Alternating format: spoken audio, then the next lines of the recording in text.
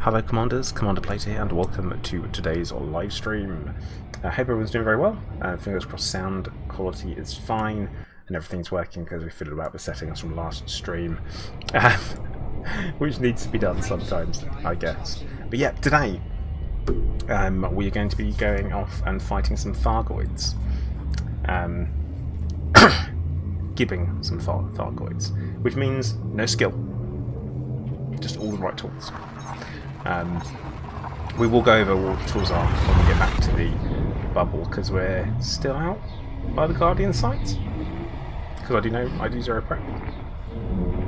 So, getting on. Still have a cough. Obviously, that's unfortunately not going to be going anywhere anytime soon. And honestly, I thought it was fine, and now I started talking. Right, put my headphones on, and I'm sure that will help me and relax. But yep, whoa, here we go. So we've got Sensory Gaming, Weejet, Cheesecake, Techno Cheesecake, sorry, Quiz Engine, Gypsy, Camille Douglas, Fotherington, Smythe, Chris Wu, Tragic Blue, Gary. How we all doing? How we all doing?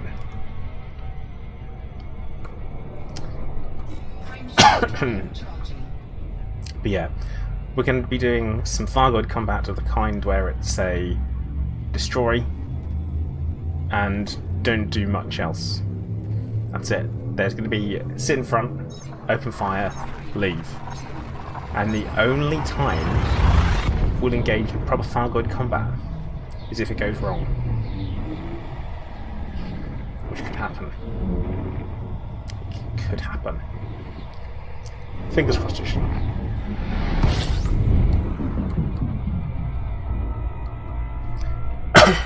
We also need to know exactly where we're going to go as well.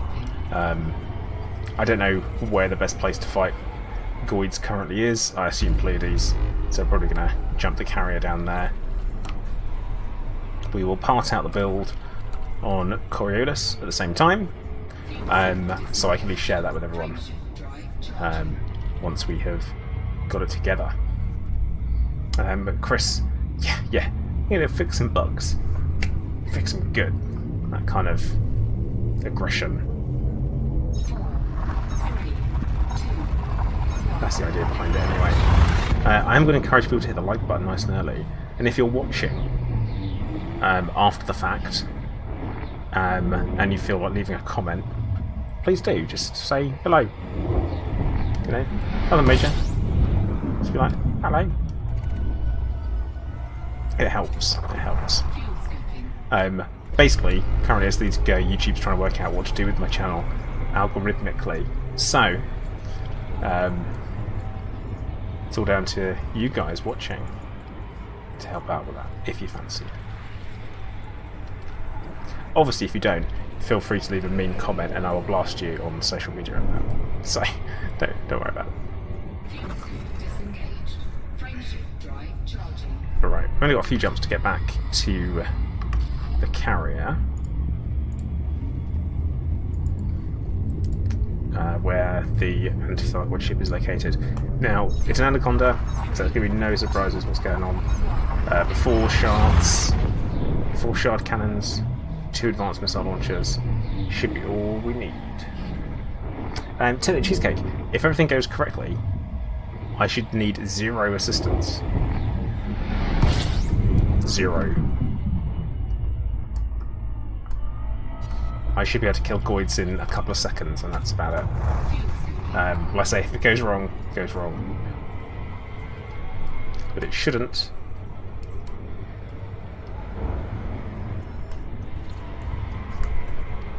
But again, nothing should go wrong ever, should it? And it does. So, who knows?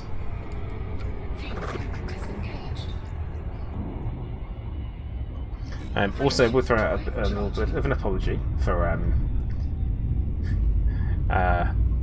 the inconsistency of streams over the last couple of weeks. I've had a lot of in and out of hospital appointments, particularly last week. Obviously, it's exhausting. So I had one on Thursday where I had a heart scan, which was fun. It wasn't fun.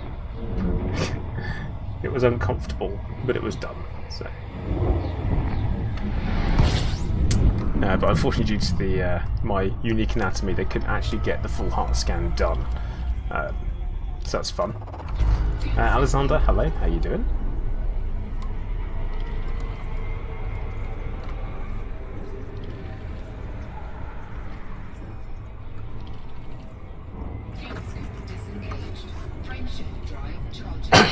The most important thing for me, WeJet, is going to be to try and not restock whenever I land somewhere, because I have a really bad habit of doing that. So that's a bit of a kick in the nuts when it comes to premium. Also have to swing by a material trader as well, which, if you look at the well, we'll look at it when we get there. System scan complete.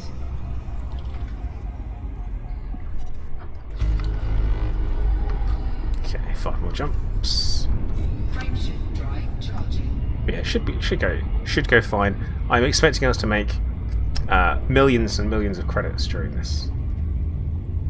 Millions.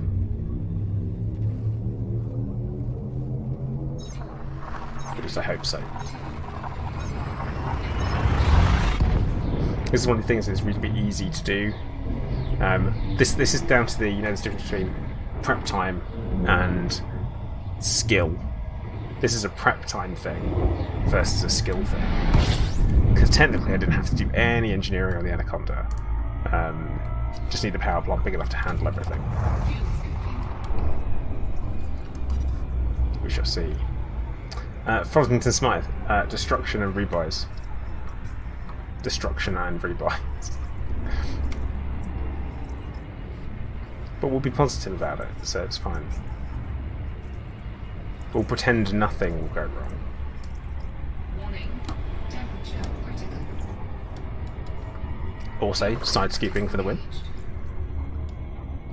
Frameshift drive. But yeah, tomorrow over on Twitch we will be starting late, just so you know. We normally start at 2 PM-ish. I've got a hospital appointment on the telephone at 3:30, so I'm going to wait until after that before we start.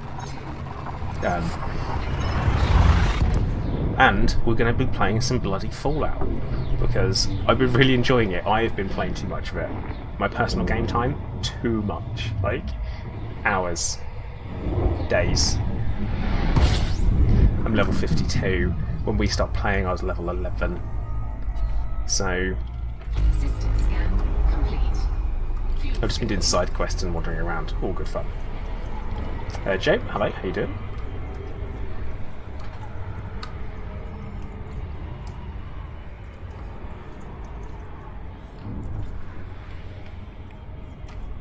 Fuel scoop disengaged. Frameshift drive charging.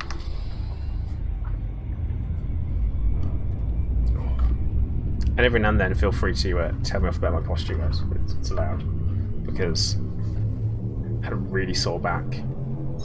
I didn't realise it until, well, over the weekend. I have got a patch about this big. This is my face, gives you an idea. Face to scale of what looks like tan on my right hand side of my back. Well, back to the right side, where I had the radiotherapy. Had no idea, didn't know it was there until Mrs. Later pointed it out to me. I was like, what's that on your back? It's like, oh no, no. But yeah, it lines up with my wonderful bald patch I have here, so it's like straight through out the other side.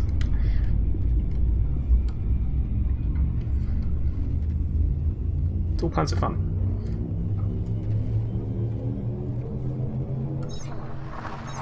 Joe, the way I always say the same thing. Everyone arrives like a wizard in my stream, that's it. They arrive exactly when they mean to. They're never late, never early. Live like a wizard.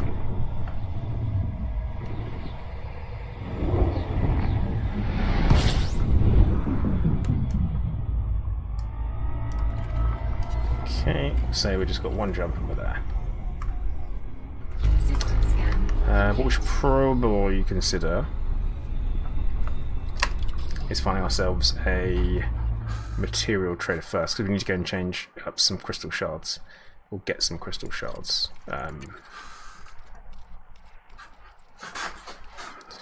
Security, is there by service? Do we have services? There we go. Raw. Is it raw? It's raw!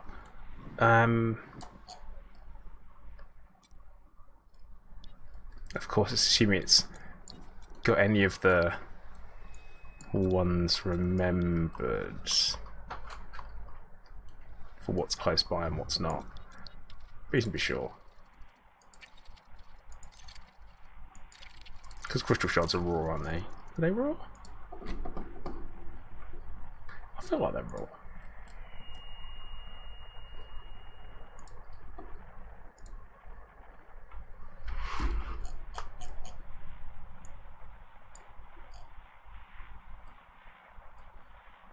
Hang on.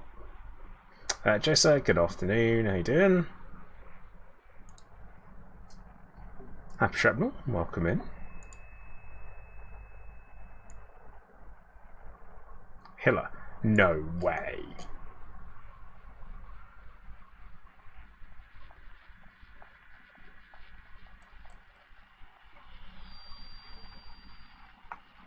Is it? Finally. Nice. Oh, we'll drop down to Hiller then.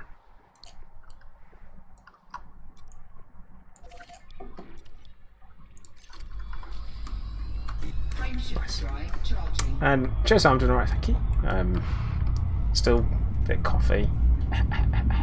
We're doing okay.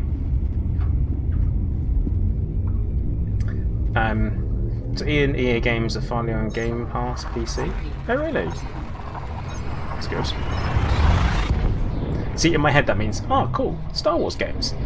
That's always what I think immediately when I talk about EA games. Like, oh cool, Star Wars games.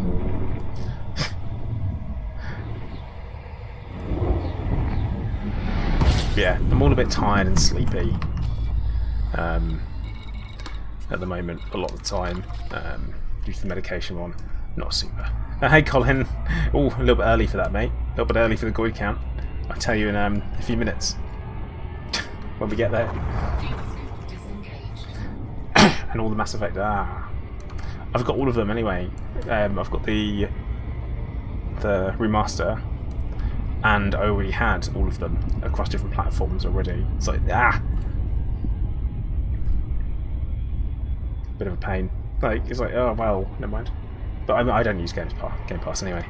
There's not quite enough on there for me that I would play. Like, the idea is fantastic. Great idea. You know, Netflix for games, brilliant. Way too fast. Whoop. But then I just forget to play them. I had a free trial of it with my. It came along with a 3-month trial that came along with my CPU, and I managed to not play any of the games. And I was super duper excited about Darksiders 3, and then I didn't play it. Just didn't play it. Which isn't great. It's like, should have played it when it was free. Didn't. Played up until like the first little mini boss encounter and decided I didn't like it. Chris, yeah, it is. And it's a remake, not a remaster, which is important as well. So it's not just going to be taking what we already know and love and giving it a fresh coat of paint.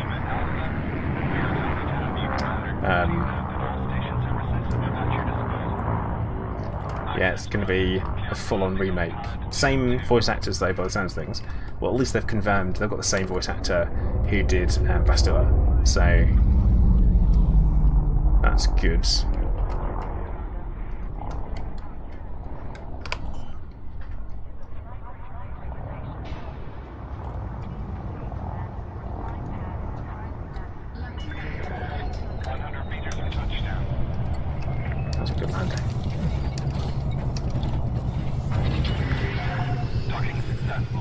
I mean, the thing is, I'm always a bit funny about remakes, and I mean, there are certain games I would like a remake of. TIE Fighter.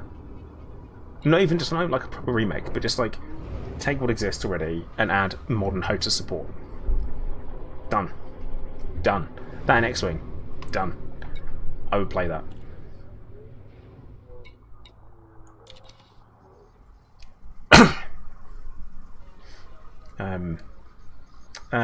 Colin. Yes. Yes, it is. That is right. It is. I just couldn't remember the name. Material trader. We want... Ah.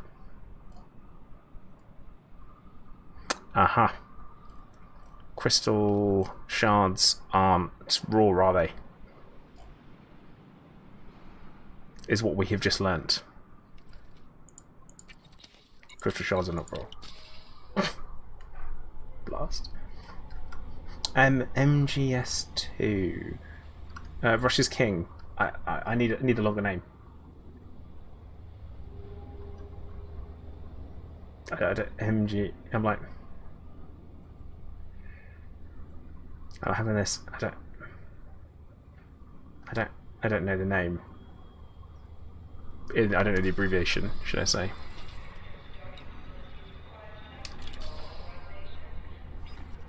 Oh, Metal Gear, right? Okay. Never played any Metal Gear games. Never played them. Oh no, Dio. So crystal shards are something different versus crystalline shards and crystal shards.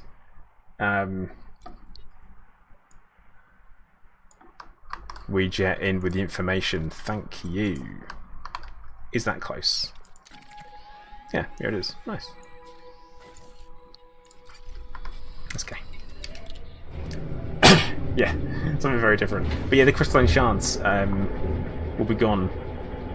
Indeed.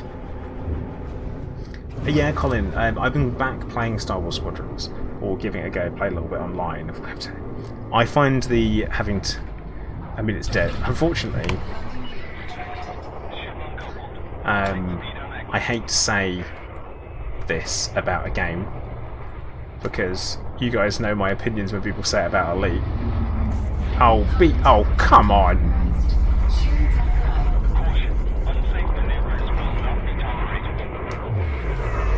Now they're fine.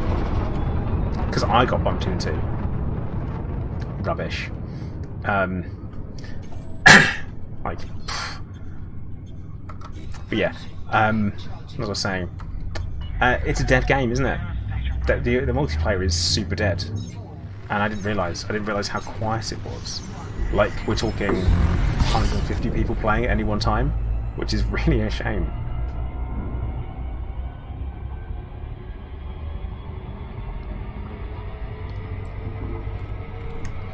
Well, fingers crossed, Colin. That is the only time my shields go down during this stream. We'll hope that. But yeah, Squadrons is such a shame that it's so dead as a game. I tried to play the storyline, went back, didn't like the middle difficulty, and for some reason I can't do the thing they need me to do. And it's like the opening level when you're rebels and you have to fly underneath the Star Destroyer, and they're like, yeah, just rush through it, doing it, and no, just get blown up every time, and I'm like, that can't be right.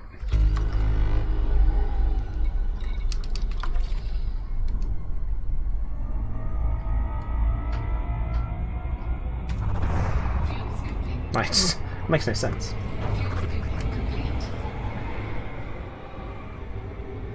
Darth Hess, hello, how you doing? Welcome in.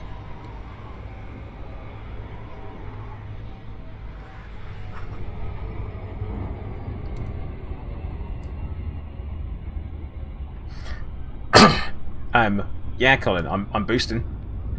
I've done it before. It's the thing, like, I've made it through before, so it's not like it's not my first radio. It's just immediate death. Like, you make it all the way from them, you're like, yeah, I'm all the way, brilliant. And then you get blown up anyway. It's like, ah, cool. Cool, cool, cool, cool.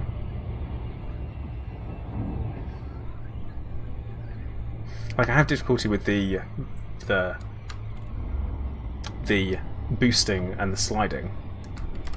But that's not what this is, so I don't know. It's frustrating because I can fight. Like, I do alright online. Chris asking about a No Man's Sky. No, I don't like No Man's Sky.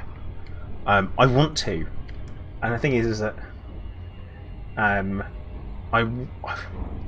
want to like No Man's Sky, but it just feels so empty. Like, it leaves me feeling empty playing it, and in a weird way. Like, I don't find the gameplay satisfying. Really, I just struggle with it. I'm not a fan, I guess, of the design choices they've made. And I understand why people do enjoy it, but it's not for me, I guess.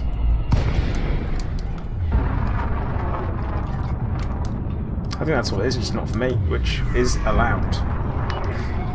And it's allowed if other people don't. The thing is like, it's a sci-fi game, and it's got base building, and I like base building in games, and I like upgrading stuff, and I like collecting things, and you know, all that's good. But I don't enjoy it, and I don't know why. I don't know why I don't like it. Like, I feel like I should. On paper, it has everything that I should enjoy.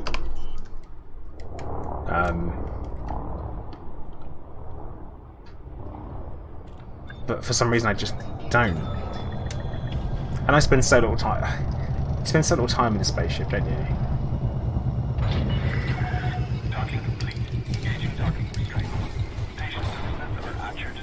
Yeah, I don't.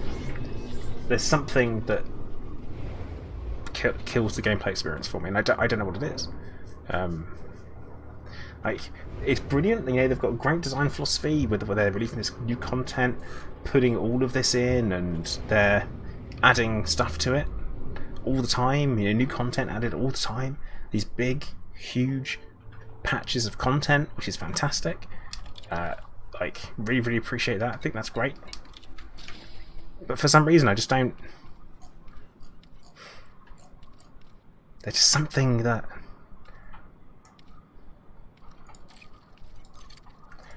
I'm not. Oh, no, other way around.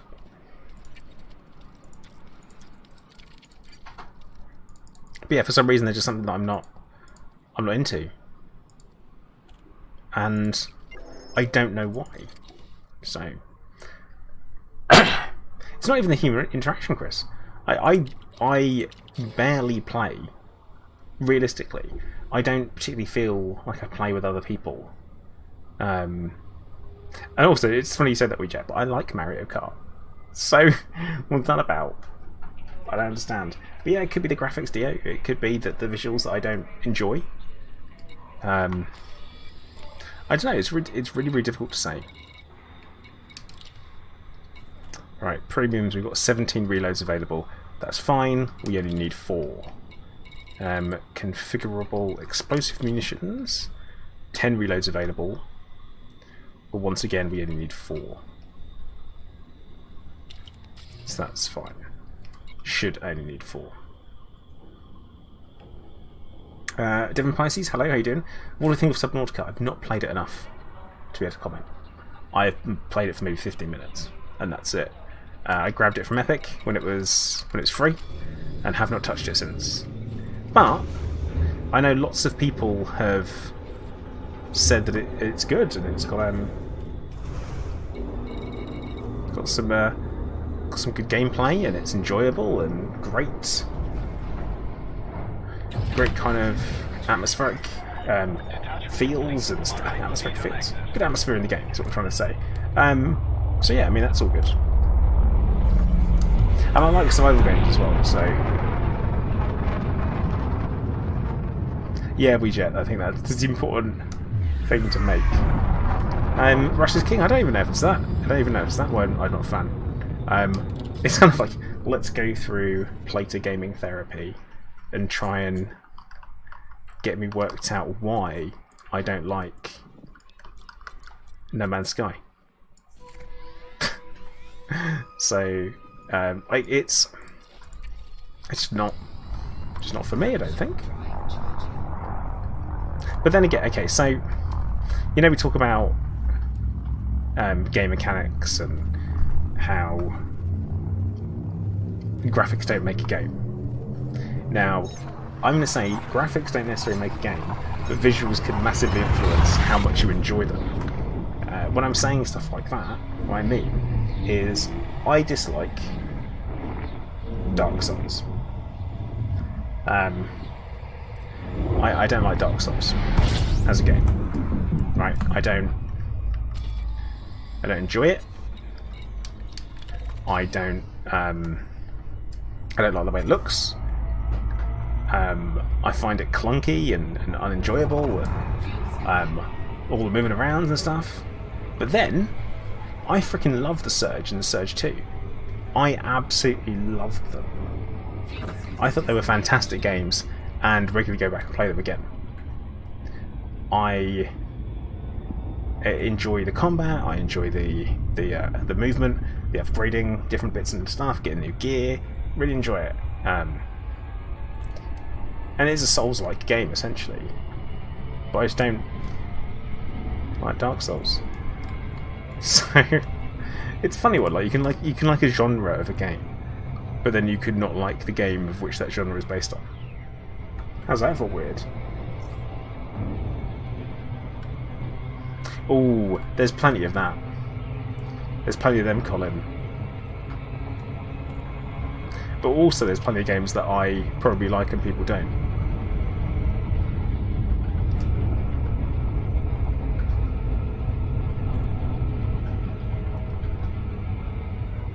Like, I used to really enjoy Street Racer on the SNES. Everyone said it was a poor man's Mario Kart. I'm like, nah, Street Racer is fantastic. See, Christopher, I just played and played and played the Surge 2. Played. I'm a proper kleptomaniac in games like that, where I need to have the next piece of gear. I need the upgrade. I need the complete suits. I need everything. Like full-on completionist.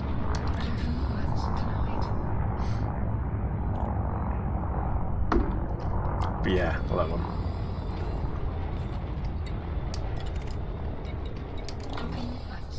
Yeah, it's not bad. But yeah, I mean, I would say if those that are playing No Man's Sky, that's wicked.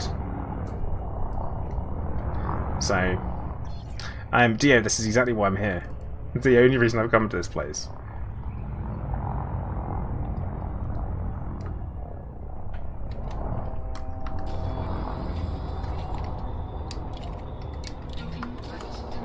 Unfortunately, my docking request is denied.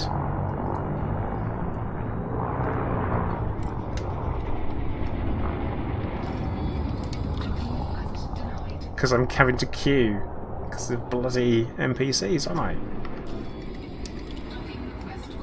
Okay.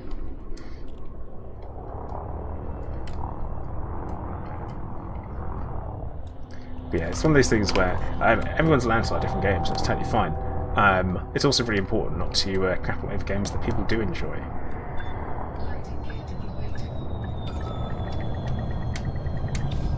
But yeah, anyone got any weird games they like if no one else does? You know, like take what Colin's talking about there.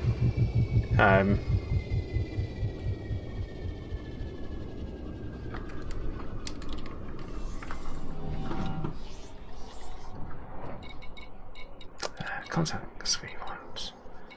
Ah.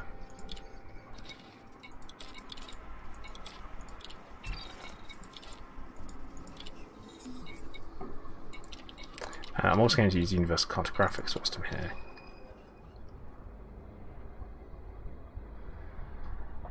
Oh.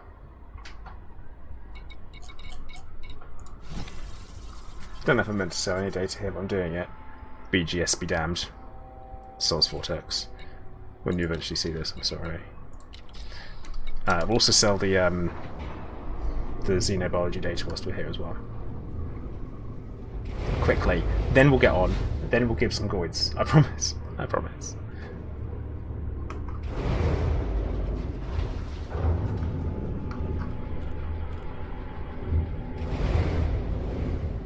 Star Trek Online, it's bad. Some stations are supposed to play it. See, Christopher, I played Star Trek Online. Like, for years. For years I played it. And I was, yeah. Just played it loads. And I refused to get involved in the monetization. It's like, yeah, you need to buy the cryptic coins to buy the best ships and stuff. And I was like, I'm not doing that. I do it for free. And I'd log in every day, do all of my daily dilithium missions, and then try and sell my dilithium. Like, oh god. So annoying. Upgrade. Something catches your eye. Sure. Take a look around. To have a quick look, see if there are any weapons here that we might be interested in. There is not. Sure you have got everything? You know where to find me.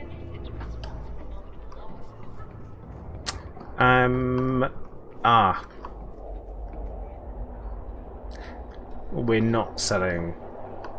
There's no Visagenomics here, so that was a bit of a dope move on my part. Let's leave.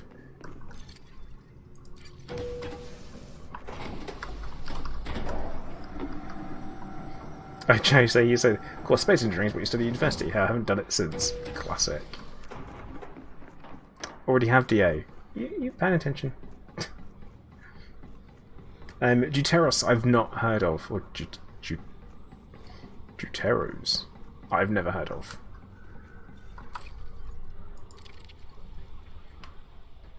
Oh yes, they're doing that.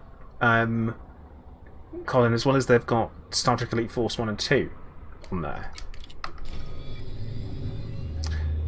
Which I loved. Again, freaking loved.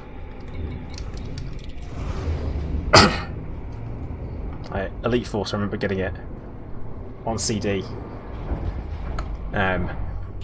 from my local game. It wasn't even like we had game, and then there was like the off-brand game that was weirdly better that the game then bought out in the UK. I can't remember. What's it called? Computer Game Shop UK. Try to remember what that was called. Like, and it wasn't game. Obviously, game was there. And I'm just trying to think what it was called. Like, in my head when I say GameStop, I'm pretty sure it wasn't called GameStop. No, it's I can't remember. Memo dude. No. Oh, I'm just switching ships now. Just switching ships.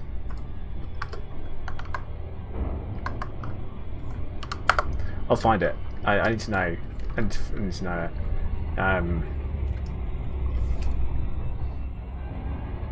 Switching over to a insta-kill, a Cyclops insta-killing Anaconda.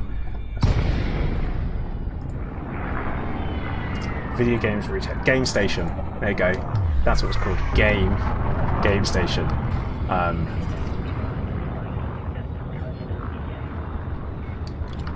Which was bought out, I believe, back in the day. But yeah, I used to go in there, buy my games. It's brilliant.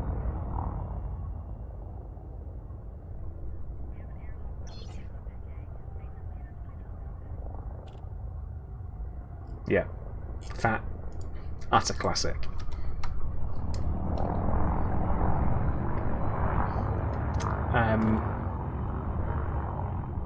Oh, if I could incorporate any mechanics into Elite, what would that be? That's a really big.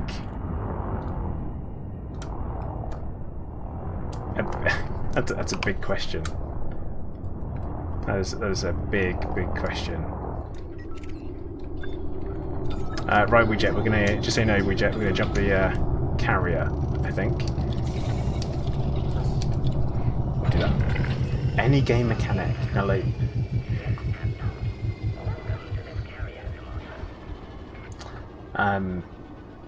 Wow.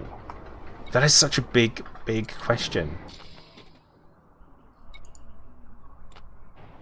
Where I'm like, I wouldn't even know how to...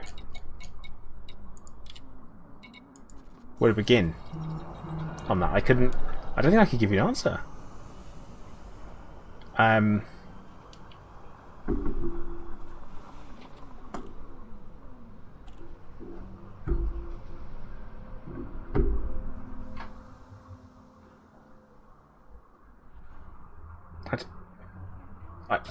don't know.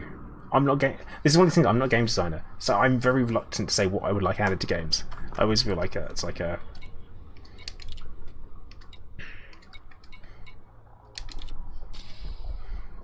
very risky thing.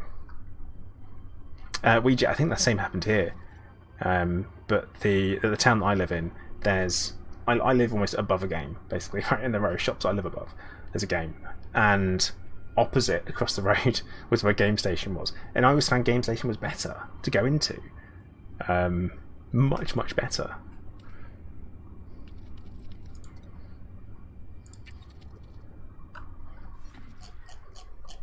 Right, so we're heading down to the Pleiades.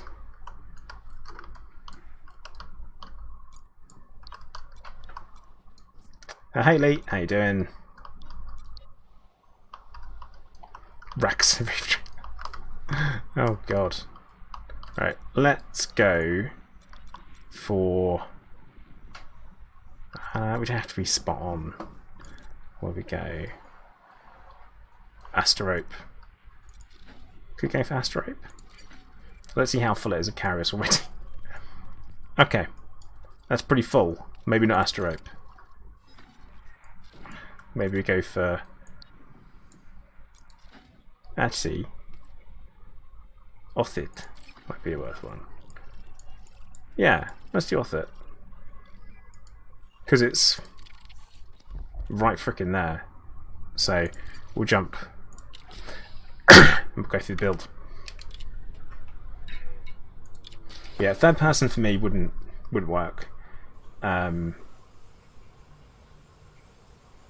See, I don't want to create my own settlement. I think what I would like is some passive income from carriers, like a way to do it. I know Down to Earth Astronomy did a video talking about it recently, but I'm just like, nah. I want something where people come and trade with you, like NPCs do. So you pick a location, you settle into the market, and you do that. I think that'd be fine. I think using carriers what they should be. But right, so here we are. Hard points, we've got 4 large Guardian Shard Cannons. We have 2 medium advanced missile launchers, and we have 2 beam lasers with thermal vent. Turreted. Because it's helpful to get rid of heat. Shouldn't have to worry about it though. We've got a Xeno scanner, and then we have all shield boosters, which are all supposed to be roughly to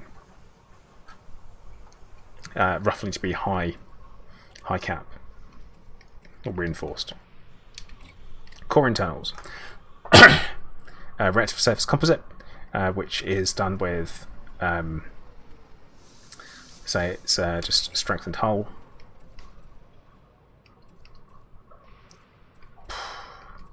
Never do that. Power plant, which is monstered. Should be monstered. No, it should be actually, why can't I see that here? Why can't... There we go. Oh, it's there. I don't like that. Sorry. I still don't like the outfitting. Armoured, then monstered. That's what it's got. Thrusters, test drive tuning. Only grade 2 for some reason. Don't know why. See, Colin, if you want to play a base, then it means that what you want is also player economy on top. I think that it's risky, very, very risky. Unless we produce things, that's the thing. Unless you have to go ground up. Like you have to go from raw mining to processing to manufacturing to then selling those things on. Like we produce the ships, we sell the ships, and there's a good reason to go and do that as well. I think that I would go for that and go down that route where it is from proper basics. I don't think it would change Elite too much. It'd be a separate section almost where you could either choose to trade with players or you could choose to trade with stations. Players are slightly cheaper, but you create this rolling economy going. But you have to choose a specialization. Never played Space Engineers, don't know. But I'm thinking, in my head, I'm thinking of the crafting smash the lick button. Alexander, that's an interesting little slip up there. Slip of the tongue, as it were. Like, and also, guys, global pandemic, don't lick stuff. Unless you know where it's been. Yeah, see, Colin, yeah, you've got to start on that proper at the bottom and build up. So is that something I would add? I don't know. Maybe. So thrusters, data drive, only grade 2, which I probably ran out of stuff. Frameshift drive, no modification, because I only need to get from A to B, like one system to another. Don't really need much with it. Life support, no modifications. Power distributor is charge enhanced.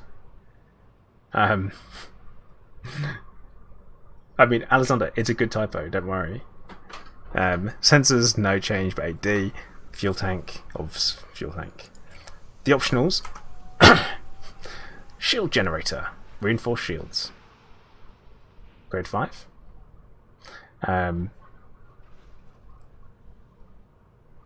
Because we shouldn't need them. This comes down to another, we shouldn't need them. Like, at all. Should not need. But things happen. Things can happen. I wish we could go and click on this down at the bottom and not have to bind it to a key. Yeah, all module reinforcement, hull reinforcement, they're all heavy duty. Because that's... sensory, no, not prismatic, because of the power. And I'm not going to need it. We'll see why. We will see why I won't need it. Like, it's going to... Trust me, it's going to be fine. So, it should be good. Decon limpet, repair limpet, just in case.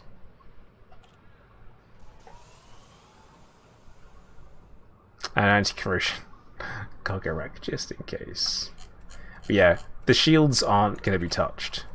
No fighter bay, and none of that malarkey. Now, because I haven't found a key, which I thought I had,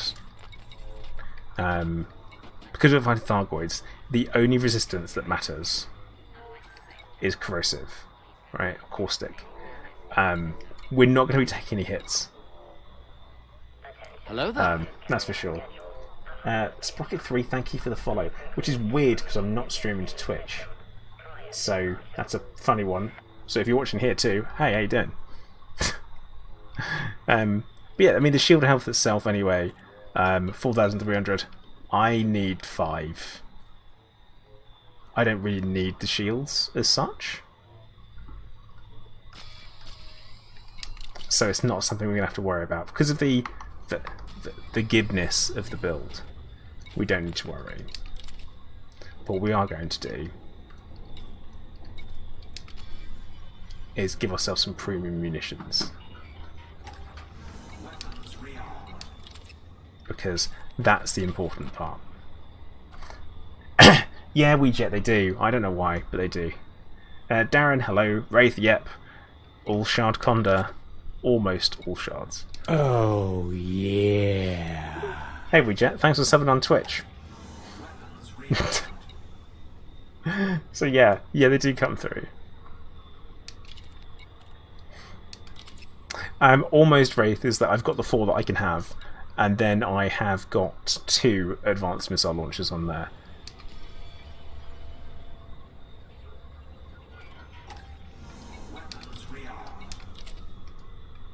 So yeah, that's the almost bit. Plus we've got a couple of thermal vent beam lasers too, just in case. Because we find ourselves in a spot of bother, then we'll go for it. We should be good. It's the Cyclops Gid build. It'll do its thing. Now, it's interesting. Does it apply kinetic damage?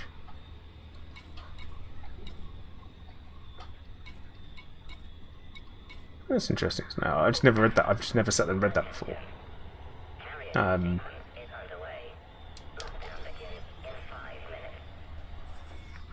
yeah, this should be fun.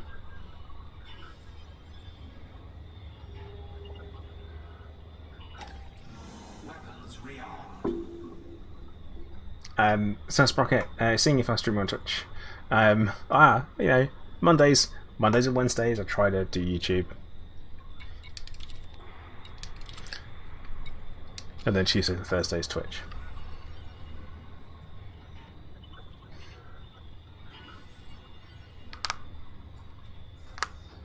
Oh, achy hands. Achy. Right, that should be enough for us to be able to wreck things. Let's have a quick go into the remote workshop, because we might be able to tweak some stuff. The power draw is always a concern, but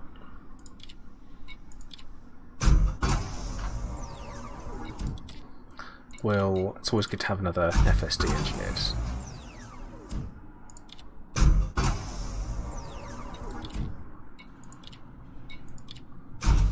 It's kind of like, what else am I going to use them on? Like, come on, I'll go get somewhere if I need some stuff.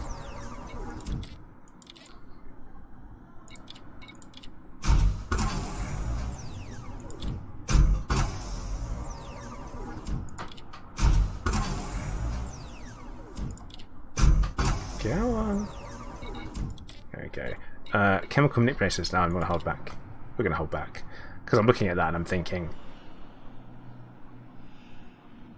I don't know, man. Don't feel like I got quite enough there. Good news is the power usage remains at 99% even when deployed. So that's nice. Let's see how long we've got until we jump.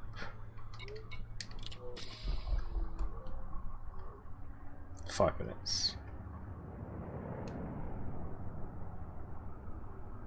I like the idea of you being able to produce stuff and sell it. I definitely like that. I would, in an ideal world, and I know this is going to sound a lot like Eve, but the market is completely player driven in the sense of there is motivation for you to go and mine anything and everything and then sell it and people want to buy it. Like, there is a demand for it. Say for example there's a small demand for something really, really simple. Something simple, like, I don't know, hydrogen peroxide. There is a need for it, for example, but I've got a small need.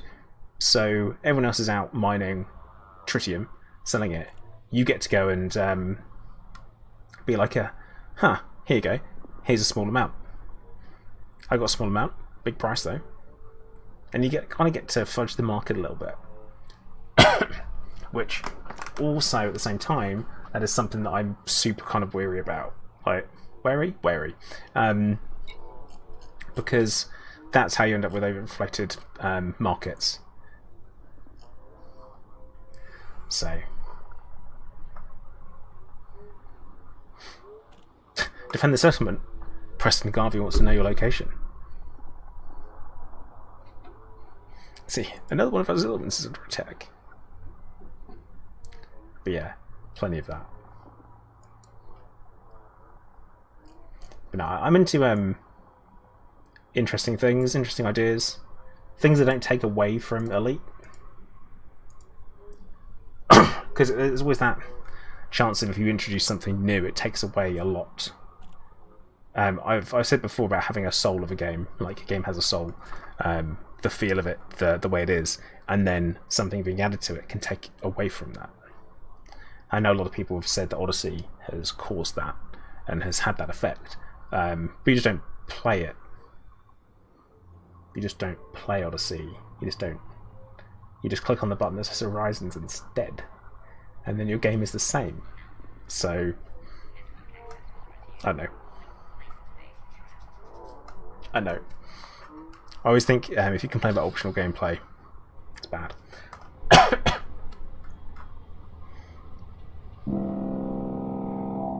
Right. Toot toot.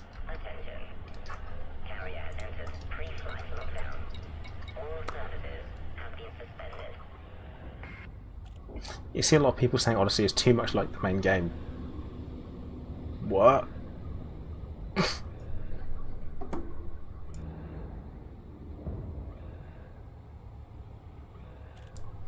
It's like, what?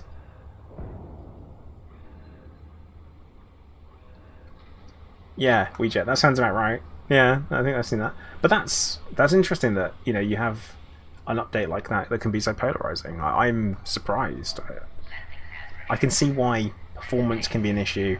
I can see why visuals could be an issue. I can see why the gameplay could be an issue. But that seems very strange.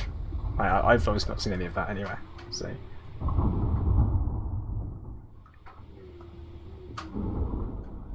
I mean, I spend most of my time running around on feet anyway. Most time, that's my preferred gameplay loop for missions. Like by far, I really enjoy the on foot missions and running around and shooting because I like a good first person shooter and I like Elite Dangerous, and this way I get to have both. You know, that's good. Well, WeJet, if you pay attention to the comments on my channel, you'd know the game is dead. So, you know, that's fun. But it's its own thing, isn't it? It's, people enjoy different things from games. Like I was saying earlier, you know, there's lots of games that I don't like that people do like, or I'm into and people don't like or don't get. So I know. It really is. It really is. It's a funny one, WeJet. I don't get it. I always say it's like constantly texting your ex-girlfriend to tell her that you don't like her. It's like, dude, it's weird. Like, get over it. Like, it's really weird. Like, maybe move on a little bit.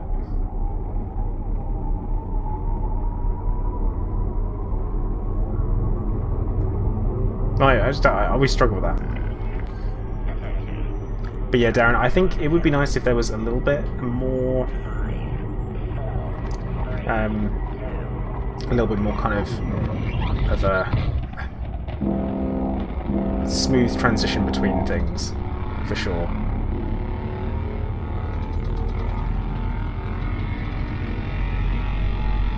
And yeah, Colin, people are like, oh, I'm not playing, no ship interiors.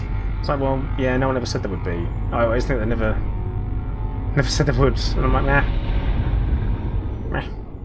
Doesn't matter.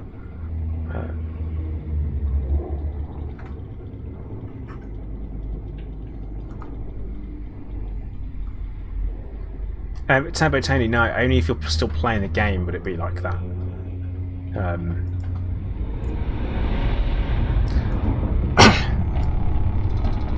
Yeah, I think they definitely will continue to work on. I mean, update 7's coming next week now, isn't it? Well, it could be this week, but they found a problem, which is interesting. So, Turbo Tony, not according to the comment, they're like secretly seeing them on the DL though. It's like that, like seeing them for a cheeky like, hoo like that, but not telling anyone about it. You know, well, still saying they're not and they hate them a lot. I think that's where we're at with it, Tony. Yeah, I mean, I said FPS.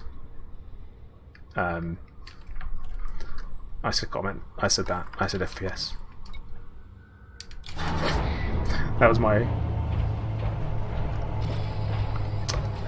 Let's have a look at the fire groups.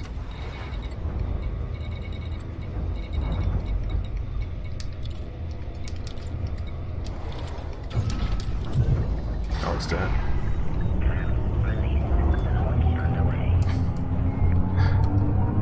It's that kind of like, I feel like there's a little bit of that going on. Deep scrolling.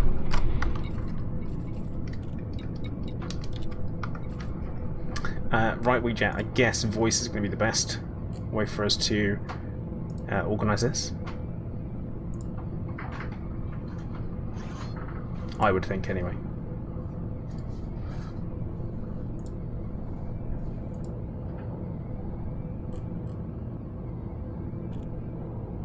But yeah, I always think it's like if you don't enjoy the game, don't play it. It's pretty. I mean, that's always my thoughts. Right, WeJet, one moment, and I'm going to give you the safe to speak role.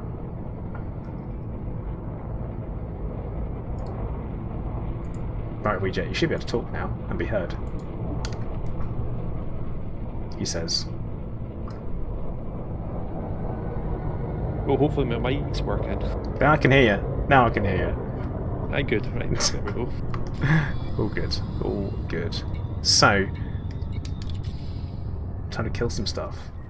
Where are we thinking is going to be the best spot? I think last time I was here, I went to HR 1183. Oh no. I've done something really daft. Oh, did we jump in the wrong direction? I've gone to the wrong system. How have I ended up in the wrong bloody system? How did that happen? How did I end up picking one place, completely the wrong place, when we were down in the Pleiades? And I was like, where are we going to go for? Where are we going to go for? And I picked somewhere. How did it...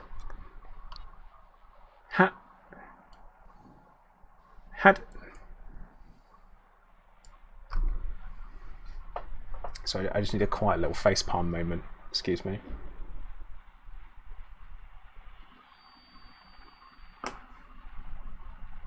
So this is a great start to this week's streaming. Everything is obviously going 100% according. Oh, I see what happened. Oh no, I don't want to know. I just went back in the stream. What did I do? When you exit Astropore, when you saw the system was full, it put us back at the system we were in, and you picked the next nearest system over. Yeah. Yeah. That sounds like something I would have done. Yeah. So.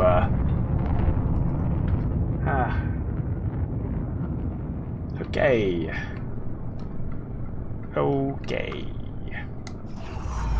I mean, I really want to blame someone else for this. So, I'm like, right, I need to find a way that I can turn this into someone else's fault.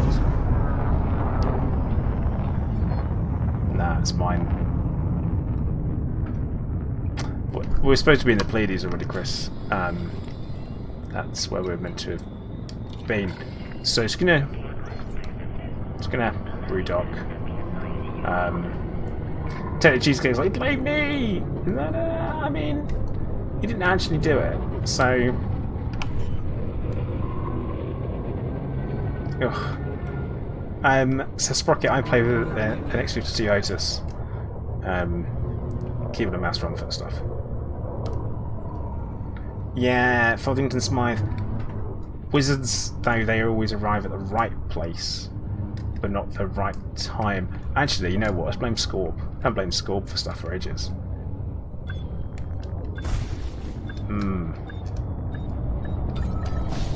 Oh god, I have not flown an Anaconda for quite a while. Okay, let's see what we can do about fixing that. God, it's such a long time to wait as well.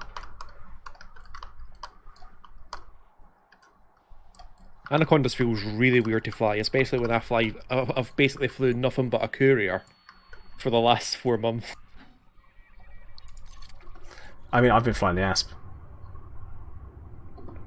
I've just been flying Asp, so because I've been doing all the Odyssey stuff, I've just been flying my Asp from place to place to place to place to place, and yeah, the flying Anaconda, I'm like, oh wow, it's sluggish, very sluggish.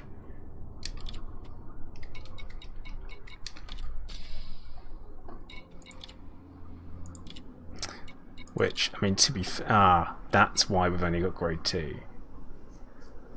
That makes sense.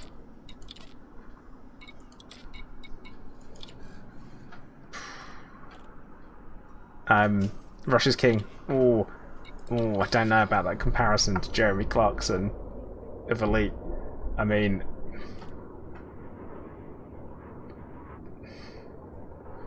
I just on so many levels, I don't know.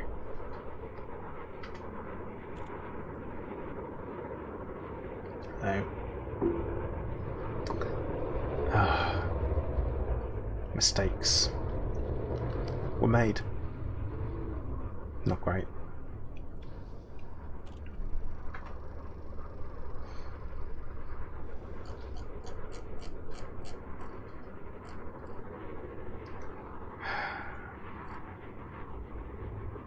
But anyway, I'm going to drastically change subject and say, spoke about it last week, that the wife and I have been watching Star Trek The Next Generation. And those that follow me on Twitter will have seen which episode we hit last week. Darmok and Jalad at Tanagra. Fantastic. Brilliant. A very peculiar episode, and the thing that gets me about that episode is that your language would never evolve that way.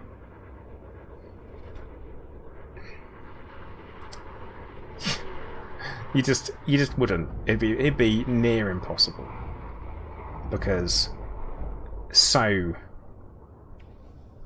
convoluted, so convoluted. Yep. Yep. Darmok on the ocean. Darmok and Jalad. Oh no, Tanagra on the ocean. Darmok and Jalad on Tanagra. It's just, it's like, it hurts. And that's kind of like, they make a really good example where they say, oh, it's like with our story, if we would say, Juliet on her balcony. Like, well, there's a lot of stuff to be thought about with that. Like, a lot of stuff. So,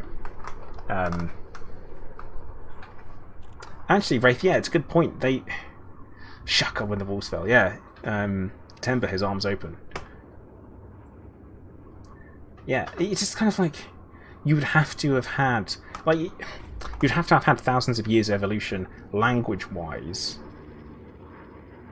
going from these stories. Like, it would have to have changed. It would have to evolve very slowly over time. But how would you teach a baby to pick something up? How would you communicate to someone that they need to build a spaceship, and the design methodology between building a spaceship? How would you do that? How would you, like, okay, this is how current runs through a circuit. Yeah, Tony, and also the word "the" or "pain" or "ocean." How do you explain what an ocean is? Just point at water, like a big lead of water, and be like, "Ocean." Well, isn't there a reference to that somewhere that we can talk about? Like, just questions, lots and lots of questions. But yeah, really, I am Groot. Yeah, I mean, there's some questions about that too, but that's a lot more fun.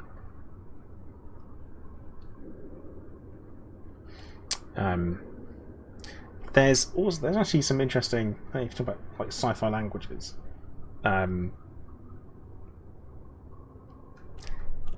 Like Kryptonian from Man of Steel, for example, is written and spoken in such a way that it talks about the subject first.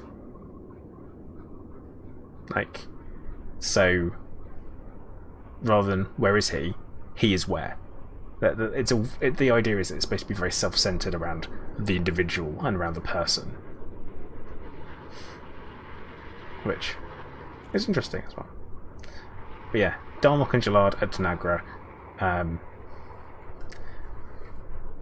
very puzzling. And how would you ever expect someone to learn your language without reading all of your folktales? Just makes no sense. So, I'll try. Now I'm going to give Welsh a bit of a pass. Techno Cheesecake. I did try and teach myself Japanese. Unfortunately, I don't have much aptitude when it comes to languages at all.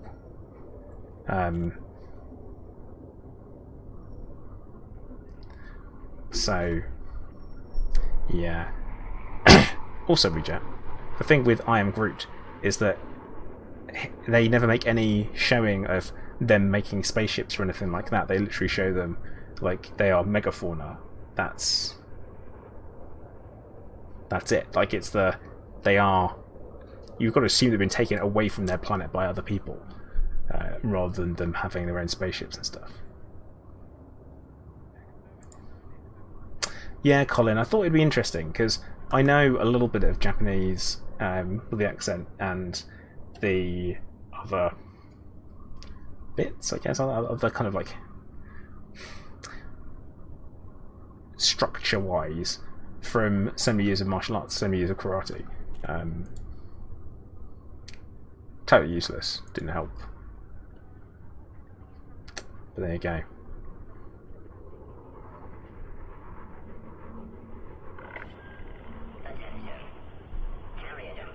No, Wraith, the story-based language is literally just how they talk. Ibex, hello, how you doing?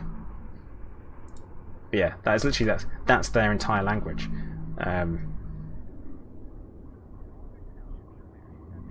yeah, the test for meeting other cultures was the idea behind taking Picard down to the planet, so they'd have to communicate and they'd have to work together, and through that they would gain some common knowledge and common ground. Oh, I can count longer. I can count higher than that, Colin.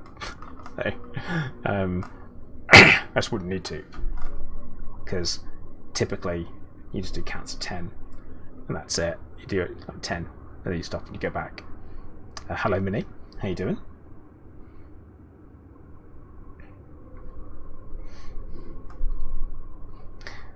But yeah, interesting nonetheless. You know that the construction of the language, like woman is technically man, but with a suffix at the end, and then same with boy and girl, same kind of thing. Same when you talk about fingers or toes, they have like your fingers are called ends of your hands, not fingers. They have their own thing. Odd. I'm going to do some Goid gibbing, Mini. Goid gibbing. Assuming that I can jump us to the right... jump us to the right place.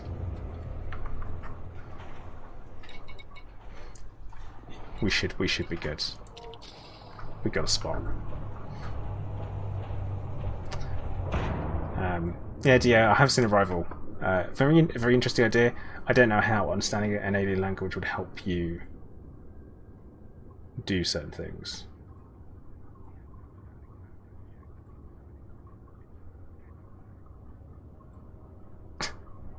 See, Colin, I was taught technically all you needed is one. You only ever need one hit. The block doesn't exist even. It's a strike after.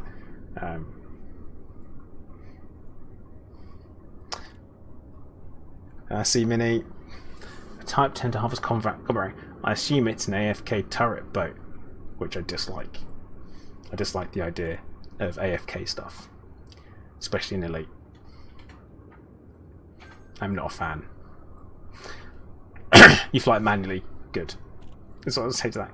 Good.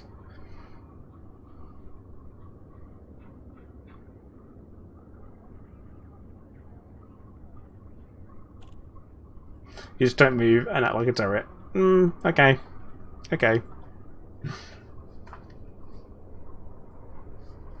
Alright. Let's see what you're doing. Russia's King. Yeah, you need specialist weapons, and you have to understand either the tactics or brute force like we're going to be doing. Like, it is extreme brute force what we're going to be up to.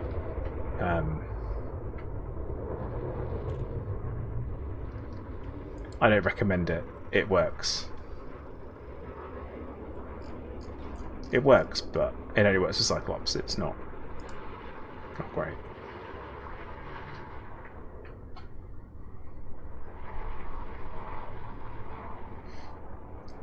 Paul, yes they did. Like elite ranks 2, 3, 4 and up. I'm not sure why strictly, but yeah, they did. They put them in. Do I need them, Colin? Just going to synth them if I need them. Although I could, I'll take a couple of limpets. All right. All right. You've got me. You got me thinking. Okay, let me take my 2 limpets with me, just in case.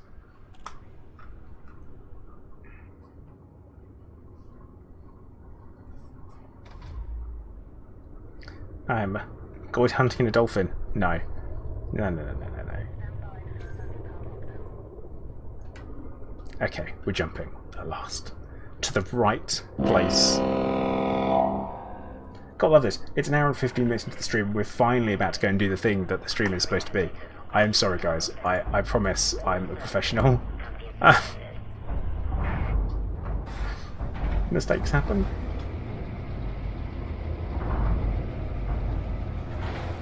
Yeah, I'm looking forward to trying to get my rank up on the on-foot stuff. That's always my thoughts, is that the on-foot stuff would be good, like, to be able to get my rank up to.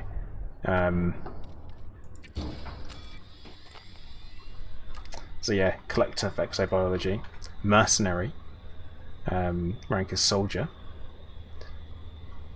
Too exciting. Interceptors, dead eagle, cyclops, cyclopses.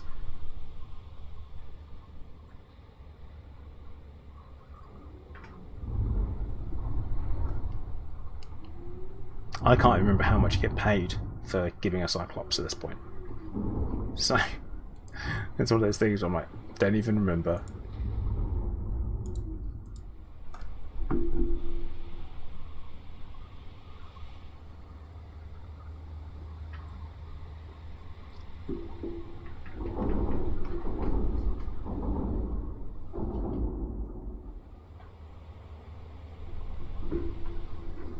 I mean, I got my elite rank doing just bounty hunting and conflict zones against humans, and it was also my first elite rank.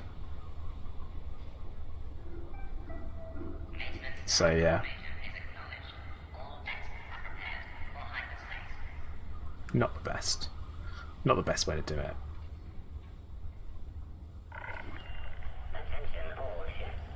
It's supposed to be a good way to do it. It's supposed to be a good way to do it, Minnie. I say, I mean, I did it, got my elite ranks before that, so trade was my last one. Trade was my final rank that I got. And that was from mining enough to get a fleet carrier.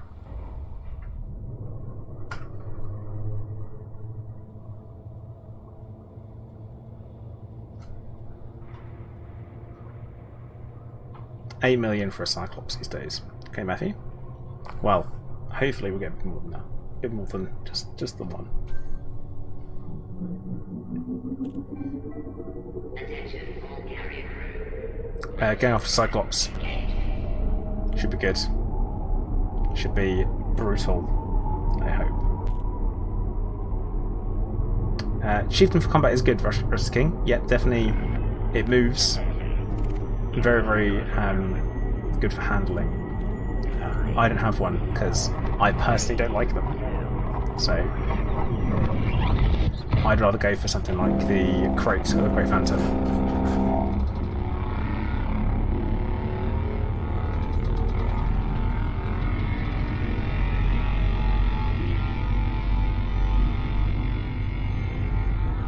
Yeah, Colin, I don't know about the CQC rank. I don't think I'm going to be doing that anytime soon.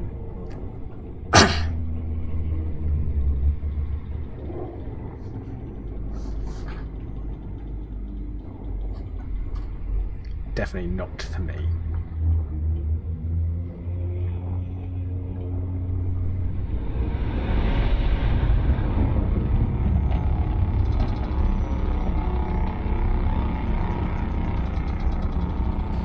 One of my first Basilisk kills, Matthew, was terrifying because I got really low on hull and I thought I had enough to make it back to the mega ship to hand in and repair. I got interdicted on the way and it was bad, like really bad timing, like not good.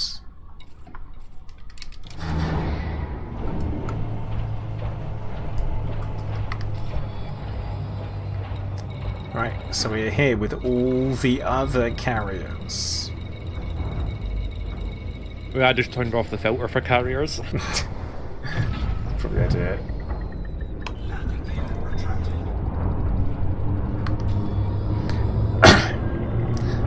Genesis Evangelion. Really? Someone called their carrier that? I've gotta pick on people's names when it comes to their ships. I can't help it.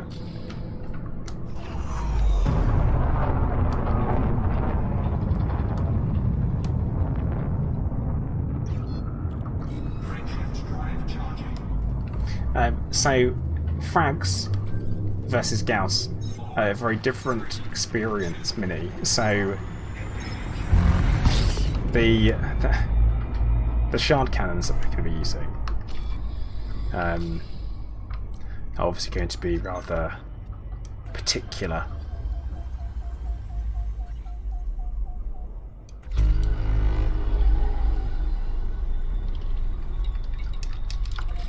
Because it's all about simply just doing tons of damage to outstrip their ability to heal. That's basically it. I'm gonna go scan the nav beacon. Cool. Just gonna have a quick look to see what's around us. Threat 4.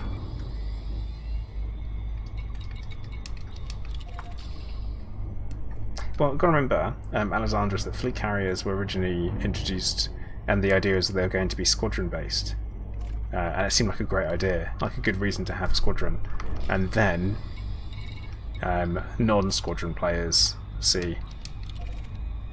weren't happy about that, so they kind of changed it. Although you can have a one-man squadron, so there's no reason why you couldn't have done that. Encoded emissions? Madness.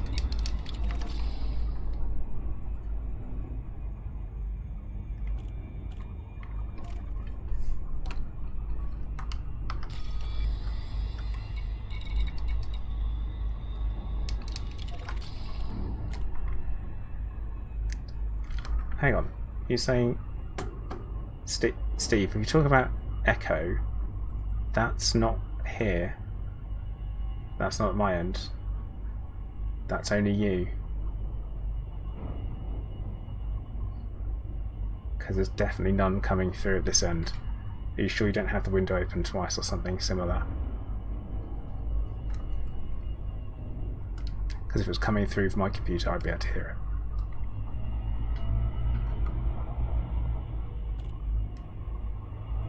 Or open in two places, maybe.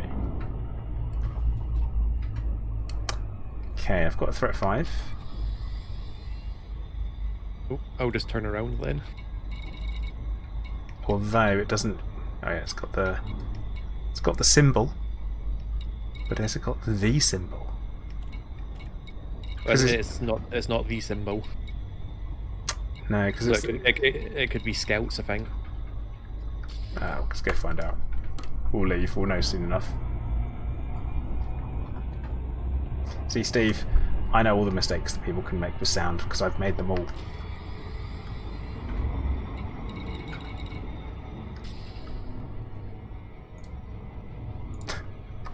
Let's see what we get. Because if it is scouts, we're just going to turn around and leave because these aren't built. These ships are not built for this. I'll quickly scan the nav beacon. I'm right here. So Okay. If you can find something better, then we'll do that.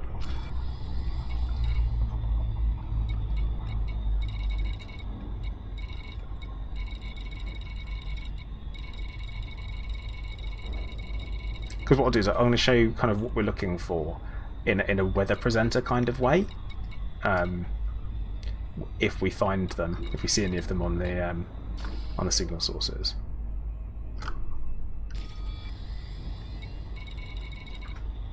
This should update for me as well, shouldn't it? Reasonably sure it should.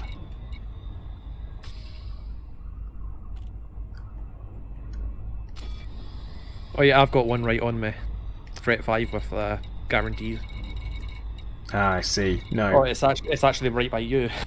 Is it? Which I apparently can't see. Because of... See, I thought that would have... It should have updated when you scanned the nav beacon. It should have updated for me. Maybe you need to re-instance. Maybe...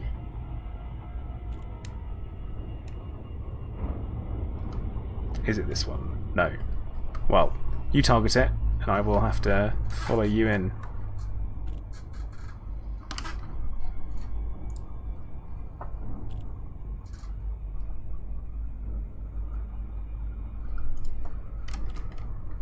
Yeah, I've seen that.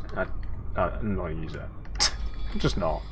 It's like, yeah, that's cool and all, but what I would like is this to work better than it does.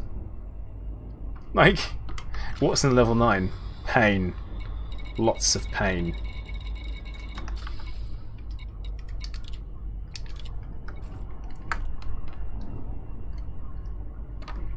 Yeah, it's even seeing a Hydra is not a pleasant experience.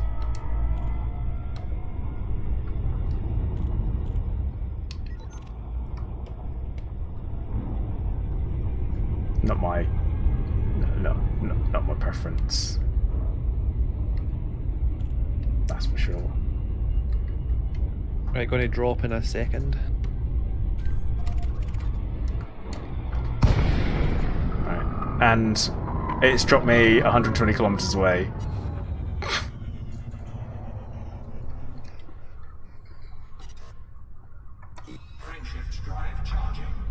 Things I would like fixed. That. That's what I would like fixed.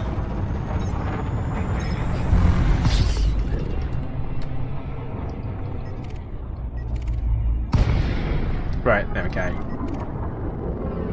Thing just crashed into me. Trying to go scan you. Right. You ready? Yeah, whenever you're ready. Away we go.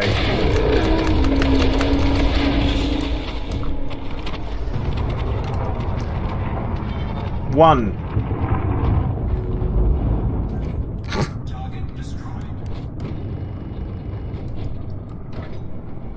Hang on. Hit it so hard that the interceptors are still there. The Thargoids are still there. According to my like. No, it no longer pays 16 mil. It's back to just 8 mil.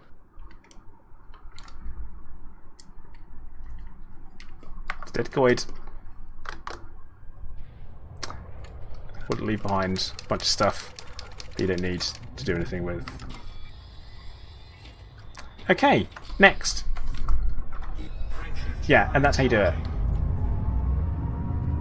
Yeah, I don't want to look at the explosion. Oh no, I'm still nav locked to you on it. Oh, thank God for that. But one of those moments where it's like, oh no. But yeah, this is the gibbing thing. But this is like, it's a lot of effort at the front end for you to do it. Yeah, tented cheesecake, not really. Sounds bad, doesn't it?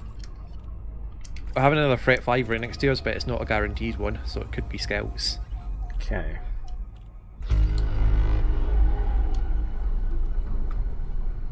Oh, do you want to drop on it and we'll go find out? Yep.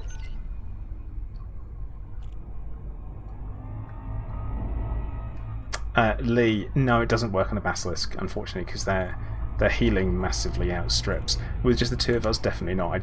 I've not seen anyone give a basilisk before.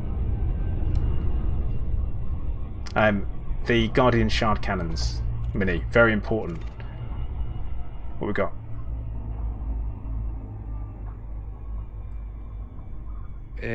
Nothing. Oh. Okay.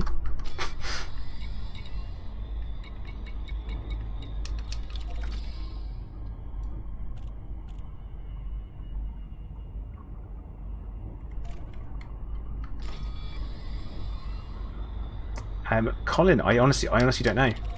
That's the thing. I don't know. I've not seen it. I'm not saying it's impossible, but I have seen those doing like finance. Was it Finance Friday?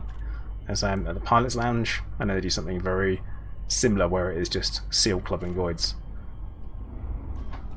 Threat 7.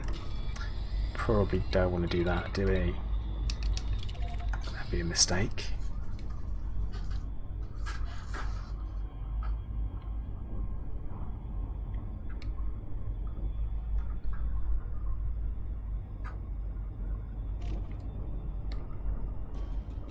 Threat 6.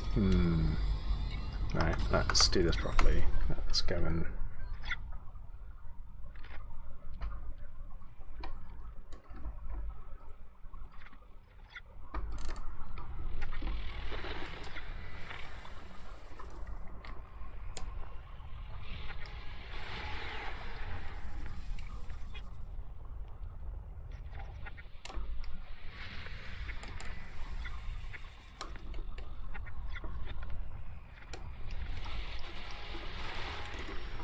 threat 4, threat 7, threat 7,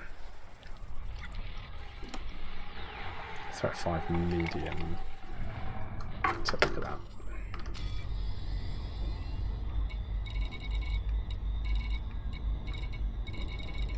Wait, how far away is this one?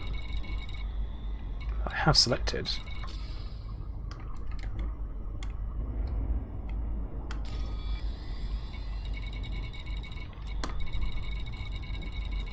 Oh, it's miles away. Yeah, oh, 22,000. Probably gonna hold off going to that one. At 22,000 light seconds away. Seems a bit much.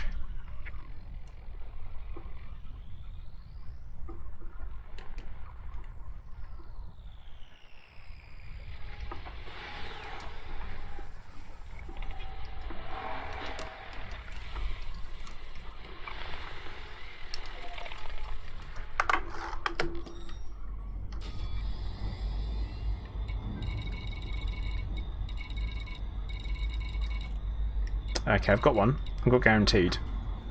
But it's 15,000 light seconds away. So I think we're going to go for it. 6 minutes remaining. It should be fine.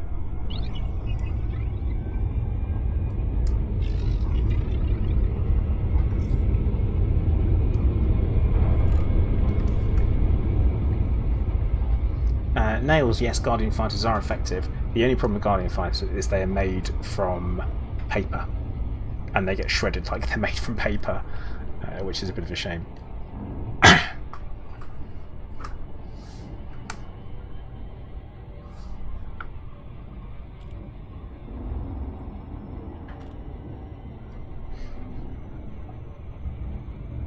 Yeah, similarly, we're using. I'm using 4 of the Class 3 Guardian shard cannons with premium ammo, and then I'm also using 2 of the advanced missile launchers with the AX munitions as well. That is, once you get your target and you just spam it, it's done. It should die. Because there's 2 of us doing it, it's obviously a lot easier, a lot quicker.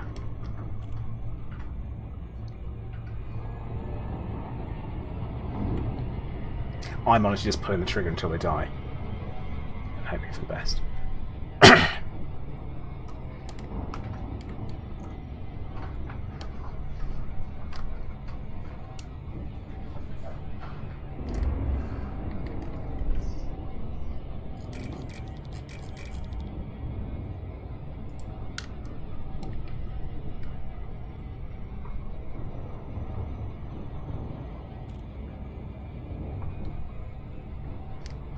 I wonder if we're going to get there in time. I don't think we're making this one. I think we'll make it.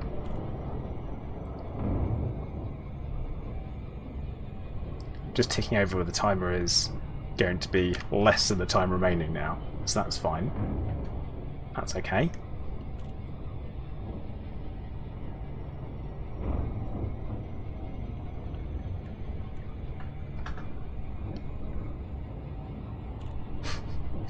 It's going to be pretty tight.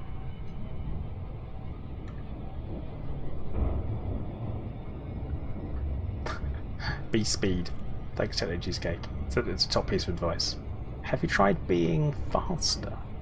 I'm trying.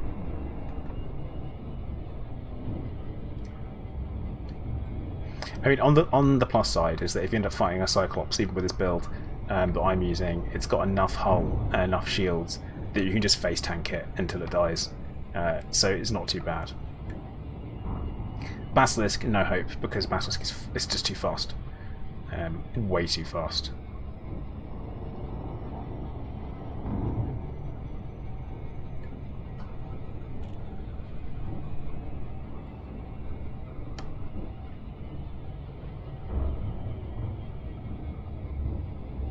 I'm watching the clock and I'm like, I don't think we're going to make it.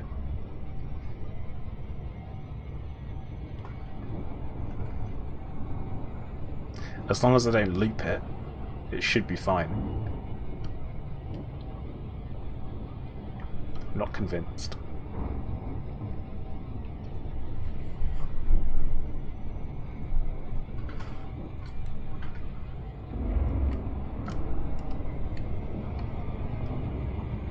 Alright, coming on a fast approach.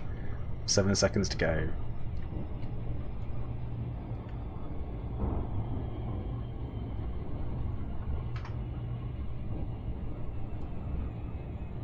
But yeah, I think Lee, when you're asking whether or not this works with Basilisk, this is the speed of which Basilisks move is the issue. Is that if it goes wrong, it's wrong, really wrong.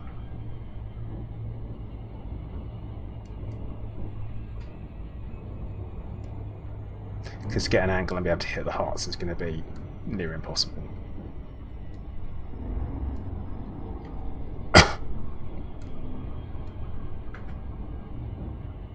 Oh, there you go, Rejet. Whoop. Straight past. Have you got navlock enabled? Yes, I have. Okay.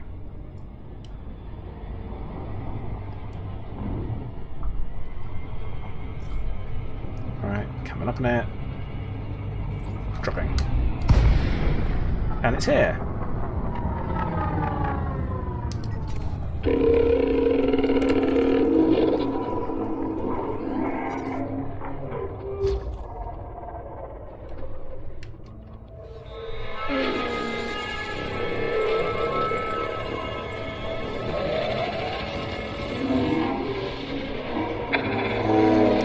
Okay. I'm ready whenever you are. Yeah. Right, now I'm ready. Away we go. Oh no. Oh no, what time to have to do a reload? Oh. Wait, so we said there's a new explosion, did we? Oh yeah, not bad. Oh yeah, that's not bad at all. That was good. That's a good little explosion.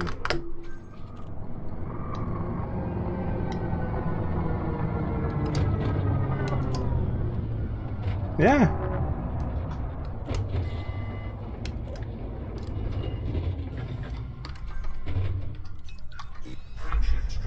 A bit rude of the swarm to attack me after we'd killed the thing.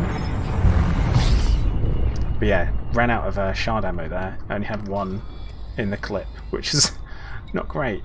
Not great at all.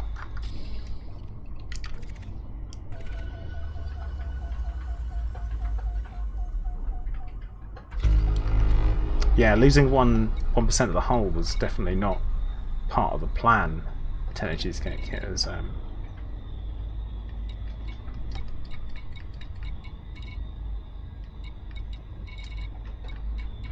Every other source I've got is background the main star.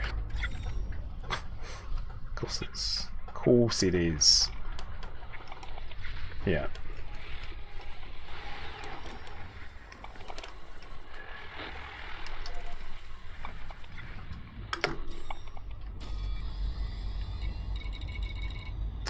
Well,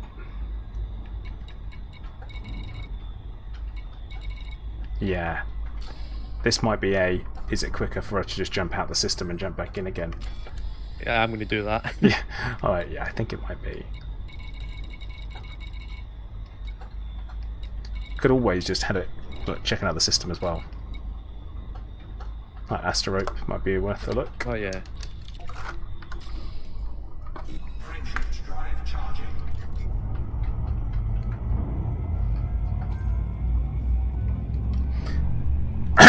Yeah, Paul, that would have done. Oh, Technology Escape, thank you for the posture reminder, because it's not great.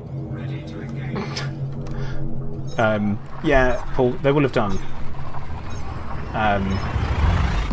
Problem is that what AX I really want is lots of new gameplay.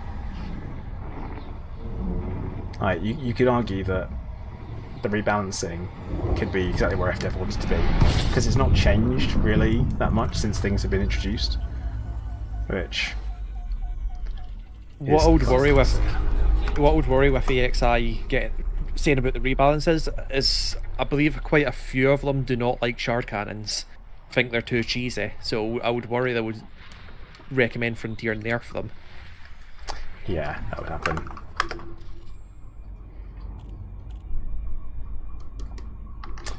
There's actually there's no signal sources in this system at all.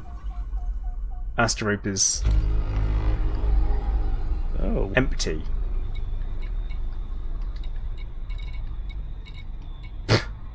Which is a surprise. Let's try Sterope 2. I think it's the parking place for the carriers, Colin. I think that's what they do. I know that often the request is that if you are coming down the carrier, don't park in certain systems, kind of thing. But good luck getting people not to do the easiest thing they can.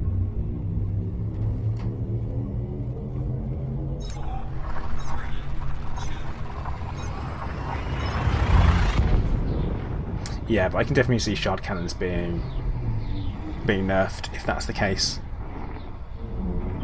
There'd be something happen. But it would be nice if you could just choose and like you have lots of options available versus, hey, get rid of this. So yeah, Paul, with exactly what you're saying there in chat.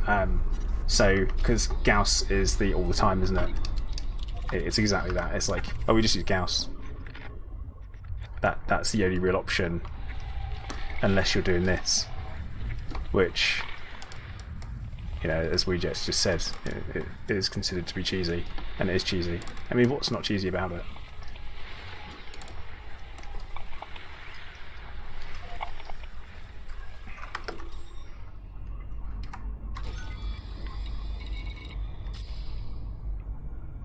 Right, got an iffy 5.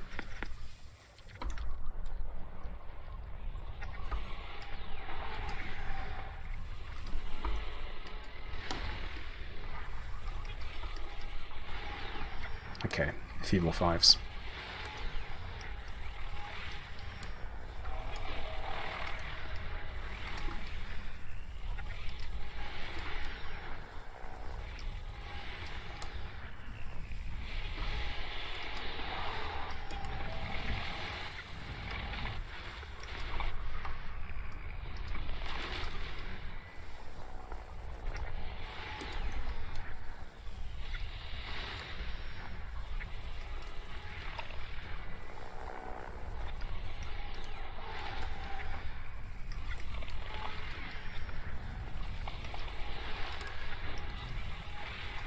Okay, yeah, there's quite a few 5s in this one.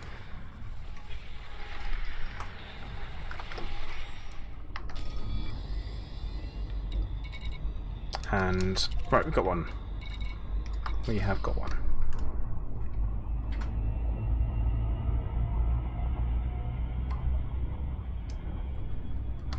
I always think that there's a lot of talk about accessibility when it comes to Elite and gameplay, and I have always been a supporter of skill-based stuff, but I also consider that the AX stuff to be too difficult.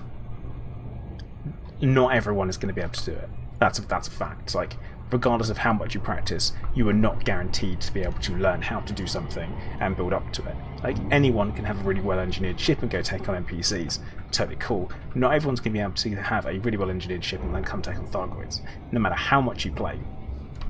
Like, I know, for a fact, I am never going to fight a Hydra and win. It's not going to happen. I'm not skilled enough for it. I am not interested enough in it to learn the said skill that needs to be done. And I don't think the idea of people just using simply, oh yeah, all you do is you just do cold orbiting and use Gauss. That's crap. It's not what I would consider to be a great thing. You know, it's just like, I know, Chris, I don't think you say Thargoid is too easy. We're talking about Hydras there, mate. I think that's just not right as far as sentences have been said by people. Like, but no, Hydras aren't easy. You're just wrong, Chris. I'm sorry. You know lots about the game, but this time you're just wrong. They're not easy. If it's easy, why isn't everyone doing it? And you say you have all the commanders doing all of the things at the same. No, that still isn't easy. That's a lot of coordination. And it still doesn't make it easy. It comes to the thing, once people get good at a thing, they become blind to how hard it actually is. Yeah. Yeah. I often say that's the difference between someone who's good at something and someone that is an expert. If someone is an expert, they understand how difficult something is. If someone's good at something, they don't.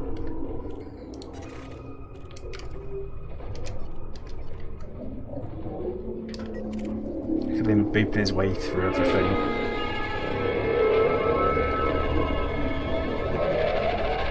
I don't see any of the debris. Oh. But it's definitely there. And there's a lot of it.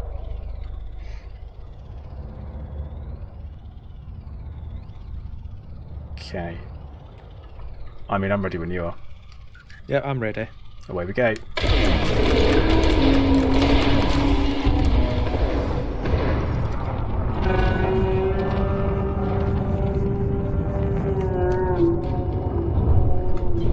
Flight assist off. Target destroyed. Flight assist off. Here goes.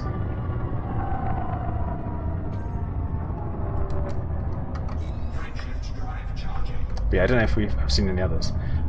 Ready to engage. 4, 3, 2, 1. But the thing is, Chris, is that people have done the hard work to get to that point. Like, the hard work has been done. It doesn't mean it's not hard. It's like saying maths isn't hard because all the answers are already written in the book, or sending people to the moon isn't hard because it's already been done. No, of course these things are hard. They still remain hard. Just because someone else has done them doesn't make something easy. That's really important that we have to remember that.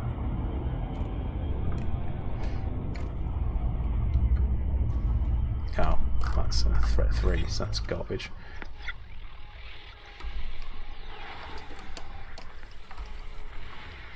The difficulty of something doesn't change it just because people have done it. Oh, well, I got 2 guaranteed threat 5s, but they're too far away and we don't have, and I've not got the time left on them. Right. Okay.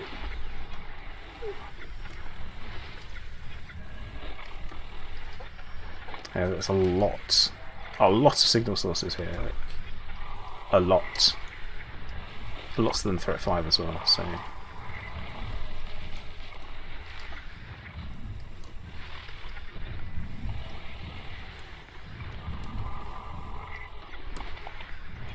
That's free.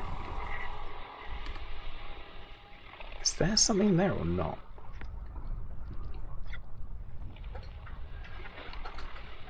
Very weird things going on. Nelland. Yeah, we did. It wasn't one shot. It was definitely more than one. But it was pretty much... It is what it is. It's builds designed for nothing but this. Totally useless for everything else. That's the important bit, is that I say this is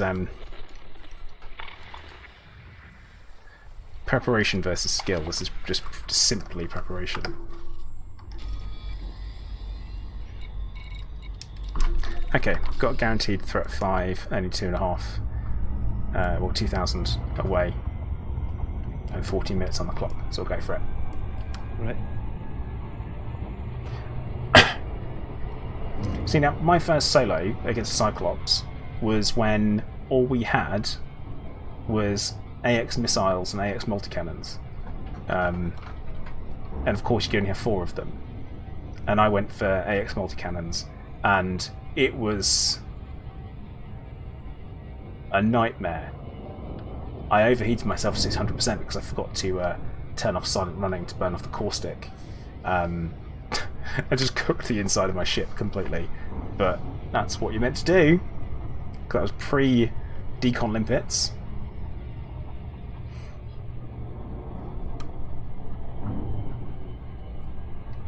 Yeah, all those things that... Thargoid combat has come a long way. If you compare it to ship-to-ship combat, it's changed the most. It definitely has.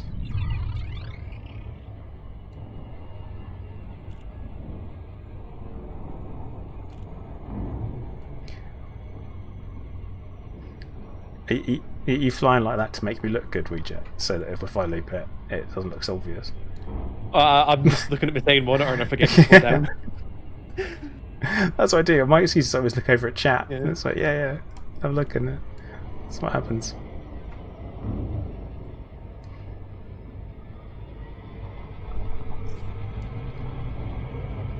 Okay, dropping.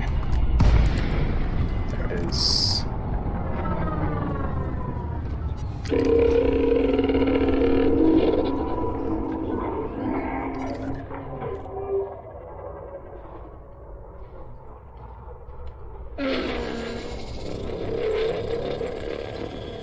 Right, I'm ready whenever you are.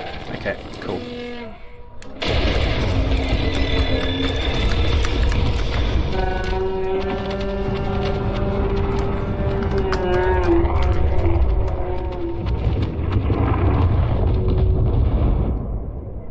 I would say the new explosion effect does look very nice. Even if I want to make sure I'm nowhere near it when it happens. Oh.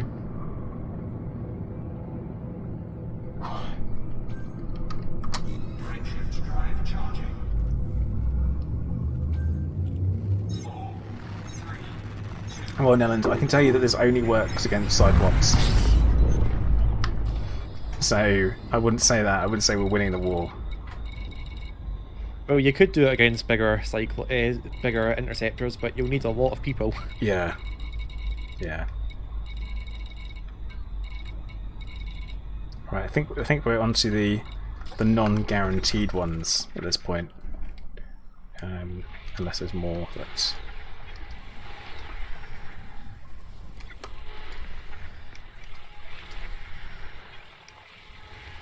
Thankfully, almost all of them are along the same orbital line, which is quite nice. Yeah, they're all the ones that by the B star, which is 25k away. Okay. Yep. Yeah, that's a good point.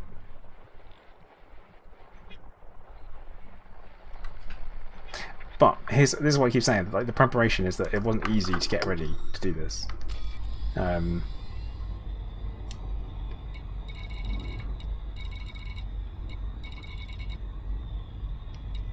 Right, should we pick some non-guaranteed ones and have a look what we got?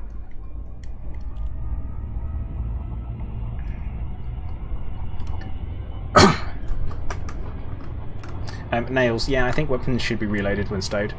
There's no real reason why they aren't.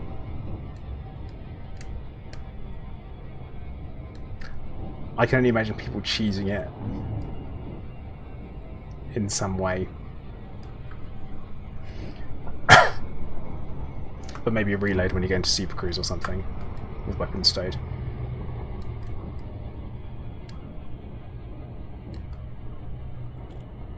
And I don't mean like a full-on restock, because that'd be bad.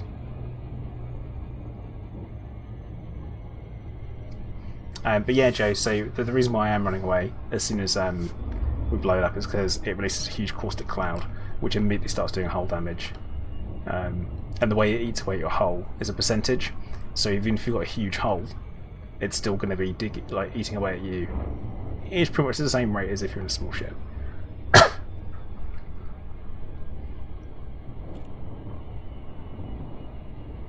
And then you have to use decon limpets, or dock, or overheat your ship. And overheating your ship is very expensive. Especially in an Anaconda with lots and lots of modules. Well, I've done that again.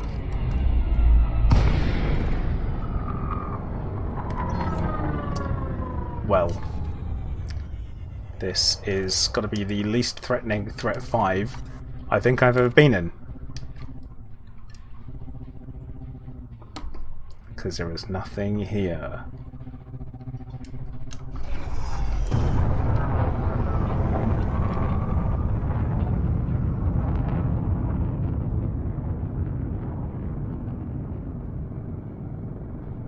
No, Chris, I do not. Gameplay reasons, Nails. Gameplay reasons. Be one of them. 4, 3, 2, 1,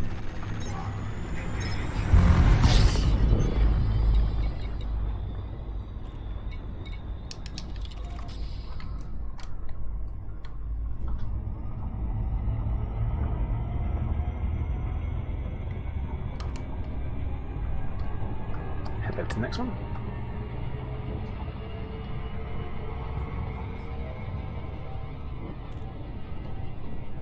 You think the Cyclops are combat log cutters, Chris? Yeah, I mean, they could be. Heard of a couple of human gankers in the system. I just want none of it.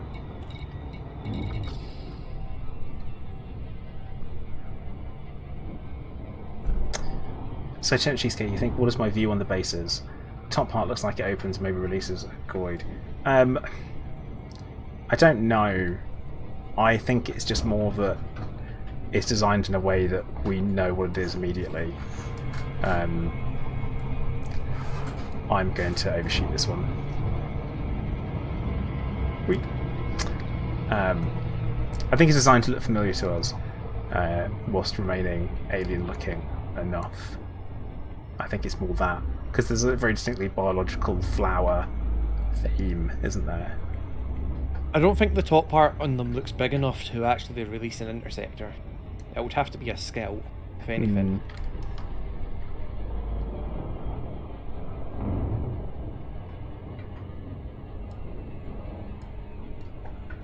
I think also there are some moments where you go to these Thargoid sites and an interceptor will actually come down after you activate it, and it doesn't look like that would be the case, and I don't think there's enough space inside for one either. So I think it's more familiar design. So Paul, you think it's a hatchery of little anti-looking Thargoids, like ants, the little baby ones? Empty. Empty. This is rubbish.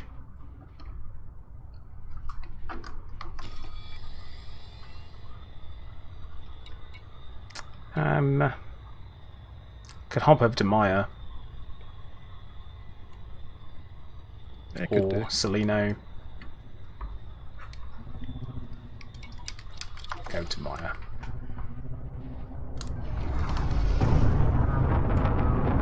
Feels like we're not getting any of the. I think we've exhausted the 5s, because also I think there's the idea that when it comes to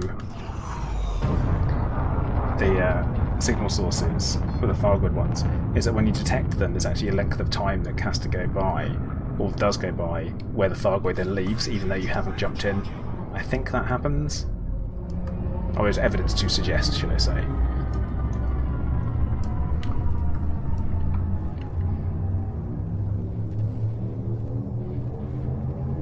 Ready to engage. 4, 3, 2. And no, Joe, the Goids don't show up on these ones. It's Colin saying, according to Michael Brooks, all Thargoids are female, with the exception of one. God. The number of times he probably has to have the conversation about what he wants for dinner every day must be a nightmare.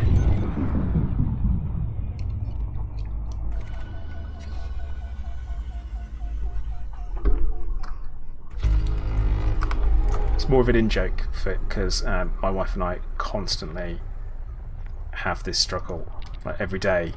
What are you having for dinner tonight? What are you having for dinner tonight? What do you want for dinner tonight? And we both dislike having the conversation about what do you want for dinner, because it's, let's be honest, it's not the best conversation you have as a couple. Or then hop straight in the nav beacon, scan it, as it's right here.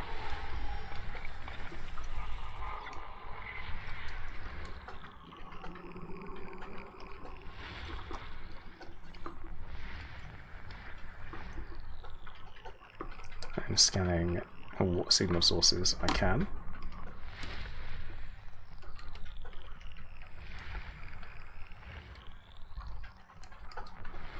I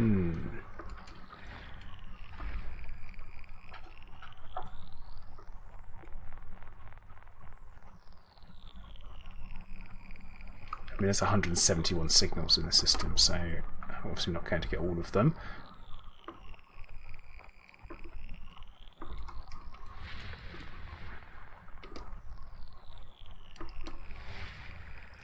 A threat 8. How exciting.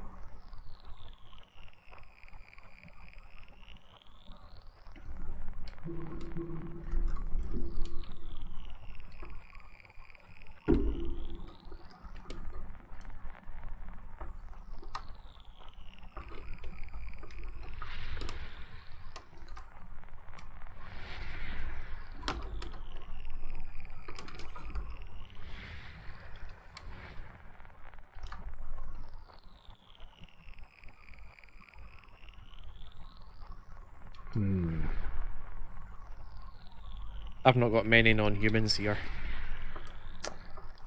None of Yeah. level 5.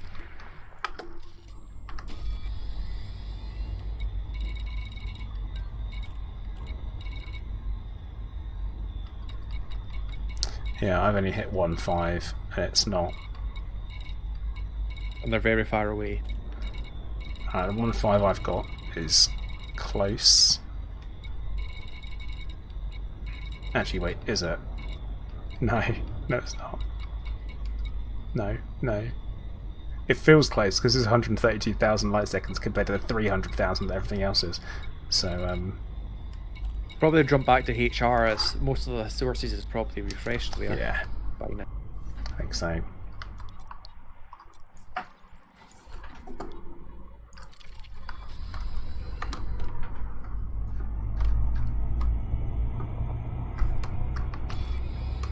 But yeah, so far we're up to 32 million in bonds made. Frameshift drive charging. So not the best way of making money on hourly. Oh, what? Oh, is that thing happened where it just pulls you out of Super Cruise when Yeah. a teammate leaves? Yeah. I've noticed that's the thing that happens. Like, people ask me why don't you use autodock? Why don't you use Super Cruise Assist? These are all the reasons why. Like, anytime you hand over a piece of automation away from your ship, I feel like you just end up having to do this and deal with a load of problems.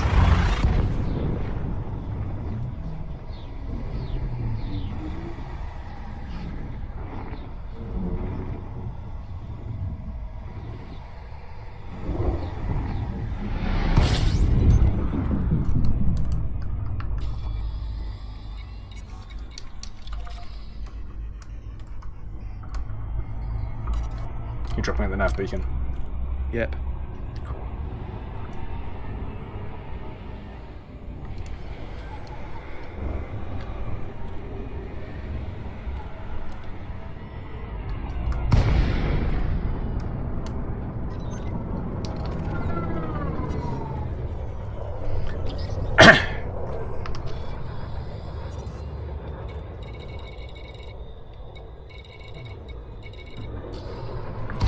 Frameshift drive charging. 4, 3, 2, 1. Yeah, I'm not sure the Thargoid bases are meant to open up at all, or anything like that. Oh, we've got one right next to us.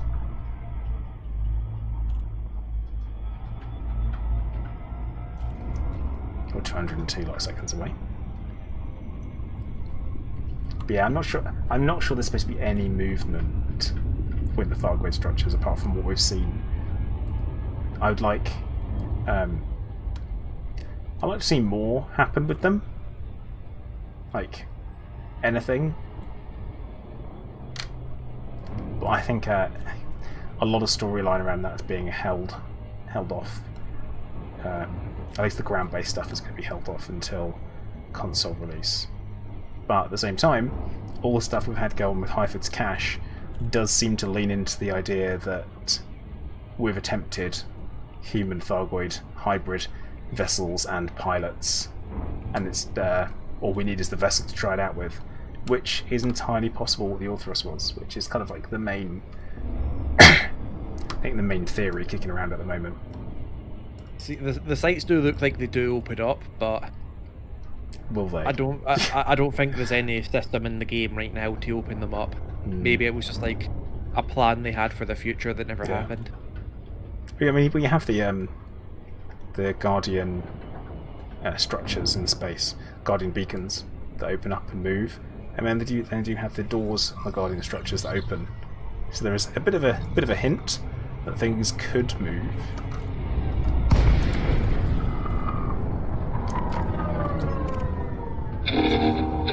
Oh, he's an angry boy.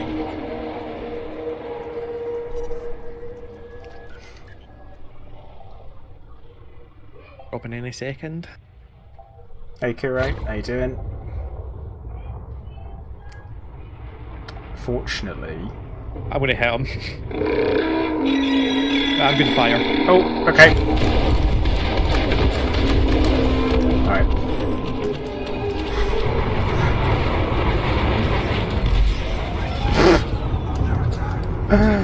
Oh god. Just thought you'd give him a boop there. So, hey buddy, how you doing? Oh no! Frameshift drive charging. Ready to engage.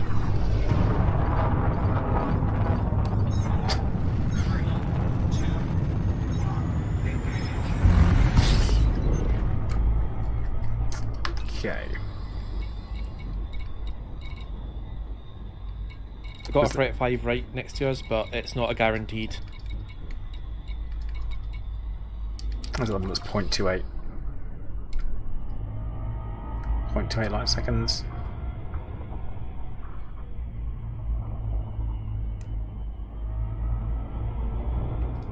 Let's go have a look. As we're here, why not?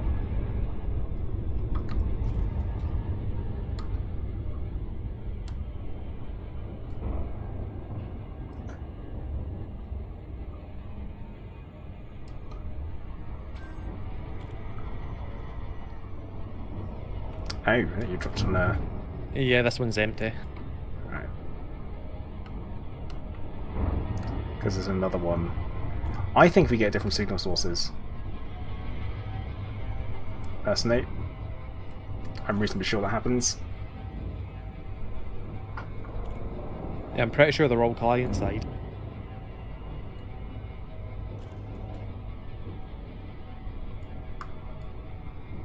Because I'm moving to the closest one that was near me, so it's kind of a. It's not the same one, but is a threat 5.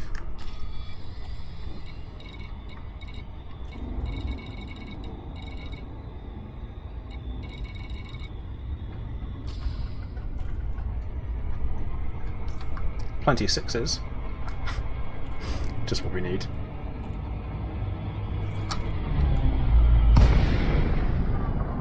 And this one is also empty.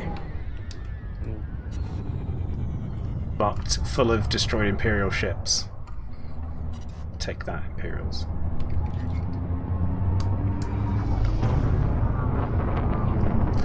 Yeah, so I've had lots of empty, which... Every one that's not been a guaranteed has been Yeah. empty. I wonder if that's an issue with Odyssey. Don't know. Oh wait, I've got a guaranteed 1000 away. Okay. Nice.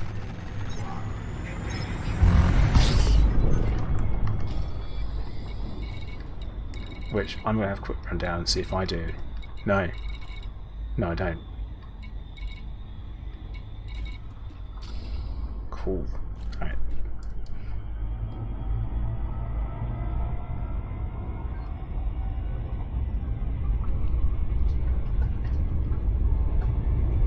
We're simply going to follow Ouija and see what happens. Yeah, known bug will be fixed in update 7. Cool. What will they put in there though? That is the question.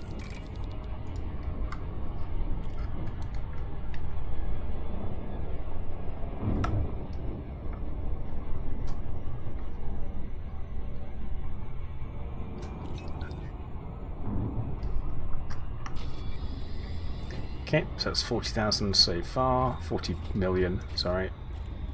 It's a very different amount.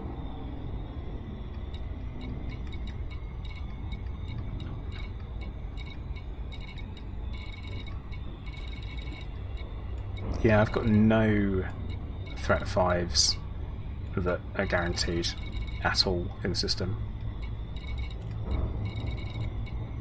Should have went up a little bit of our combat rank and all to a weak one. 20,000. I think it's crept forward a bit. Actually, so me saying I have none, I do have some, but they're like 20,000. Oh, I'm going to loop it. Oh no. Well.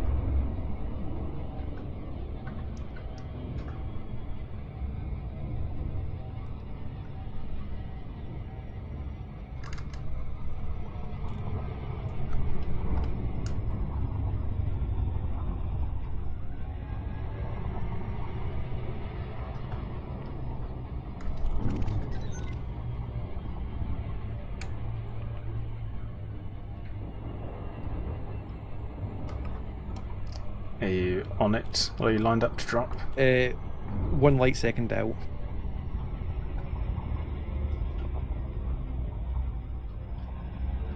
So Tenant Cheesecake Update 7 is coming next week.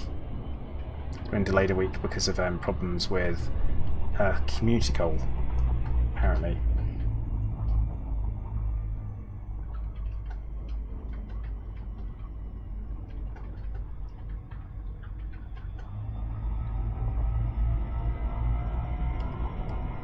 Any second now. Come on. Dropped.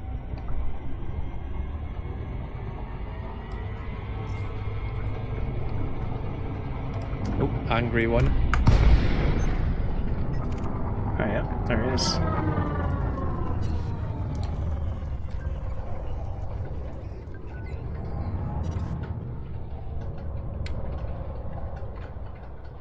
Actually, before we immediately open fire... Oh, too late. What happened there? No idea. Oh great. This is the... Yep. No, you said about things going wrong. This is it. This is it, happening right now. I need to reload my shards for that.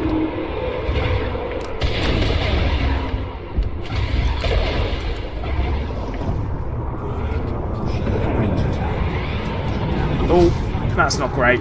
That's not great.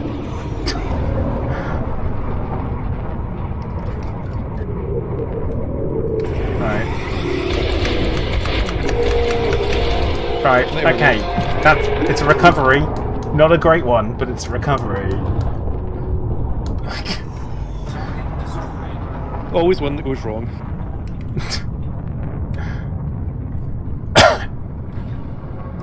Don't know how I ended up over here though.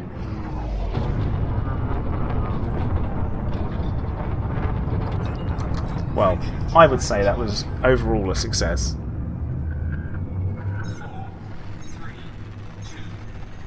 I mean, I didn't lose any more hull. So that's good.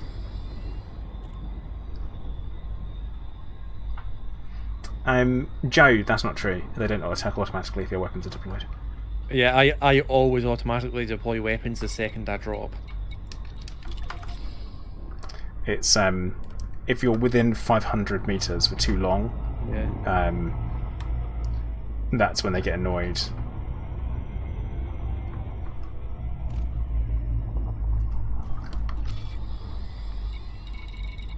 I've got another 5 guaranteed. Oh, A thousand light seconds away off we again. go. I am Fraud and Corruption UK number 2. No, we're not near Sol. We're in the Pleiades. Down in the Pleiades Nebula.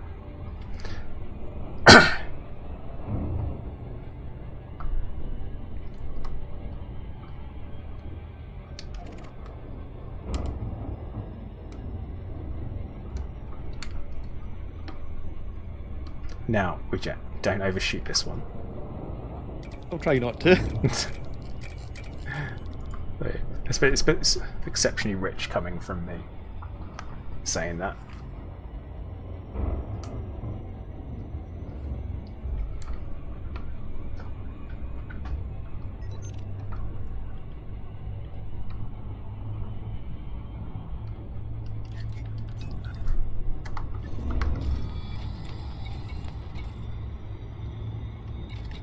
Must remember to not restock at the station. Very important.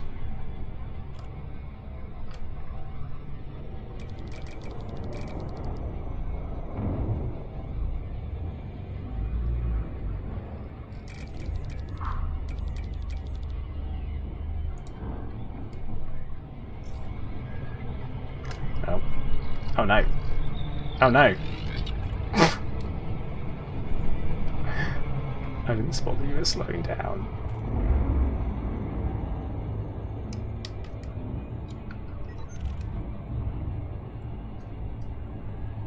Technically not a loop, just so we know, because I don't have a target selected, you see, so not really.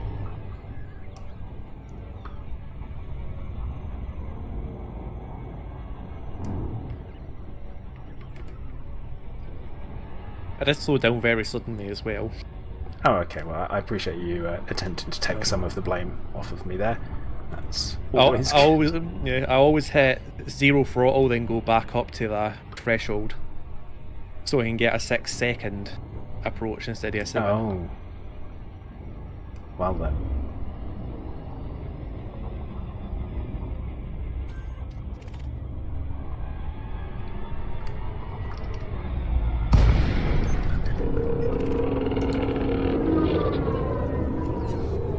Okay, he's miles away.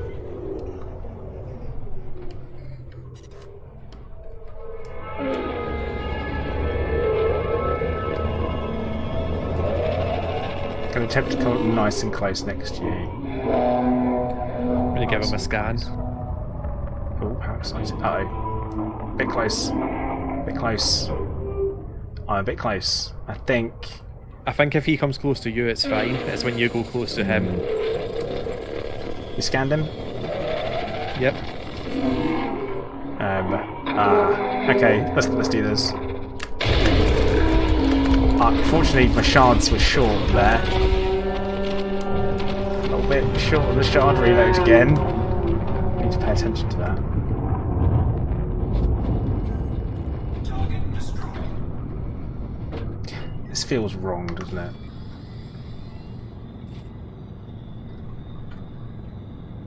Feels pretty wrong. Frameshift drive charging. But I'm not going to complain about it if there's a chance that it's going to be nerfed later on. I think now's the time to fill the boots.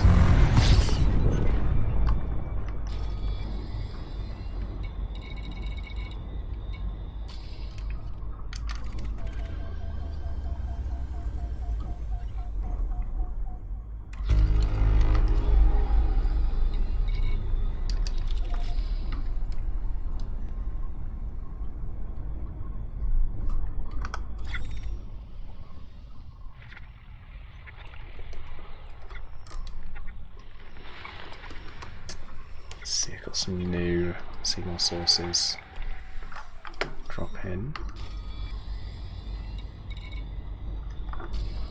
Not that one though. Yeah, it's not mycode virus wrong, so you're fine. Yeah, it's not genocide wrong, so there is that.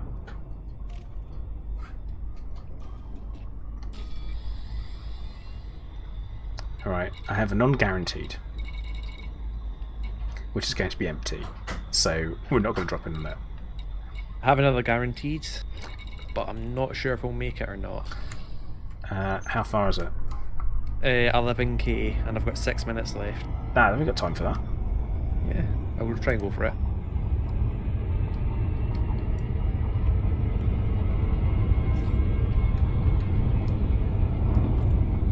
Right, I'm following you, so hopefully.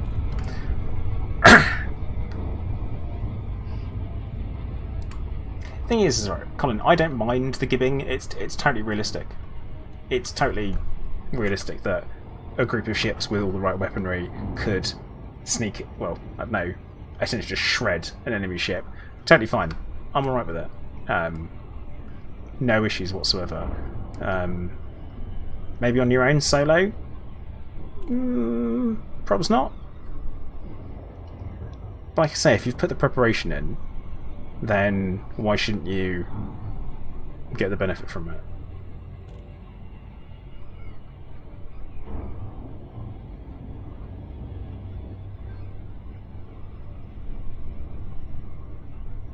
I like to think I've played plenty of games where enemies can one-hit you, so why can't you one-hit them?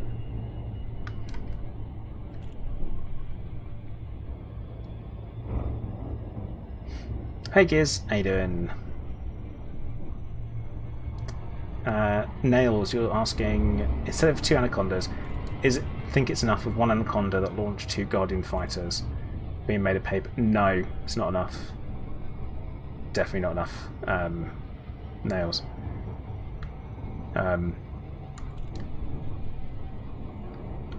Advanced missile racks is the key. If you have enough advanced missile racks and a conda with premium ammunition, you can solo it no issue in a single reload. Because when there's 2 of you, you kind of make up for each other's gap, because it's the gap of damage that where their regeneration kicks in, and that's when they start to heal. So you have to do more damage in a short space of time versus the regeneration that the Thargoids do in order to be able to kill them in one go. So that's a thing to consider, and you can't rely on because obviously with what you're talking there, you'd have to have one human in the fighter and then one NPC. The NPC will not do what you want. That's a fact. It will not line up, sit there, and then attack when you attack. It's going to fly off first. Oh god, I'm going to loop again. Oh, come on. Too busy looking at chat. Yeah, see, there you go. You're learning what it is. Why do Thargoids take escape pods? To suck out our brains and learn our military plans. Or eat us. Experiment on us. Learn better ways to kill us. How much time we got? 3 minutes left. Ah, okay.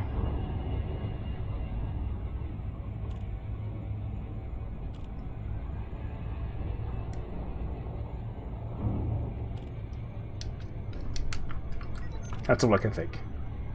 Do I think they will launch an asteroid at us? What, from Clendathy? Seems unlikely. Yeah, Jason. To probe us. Only in all the worst ways.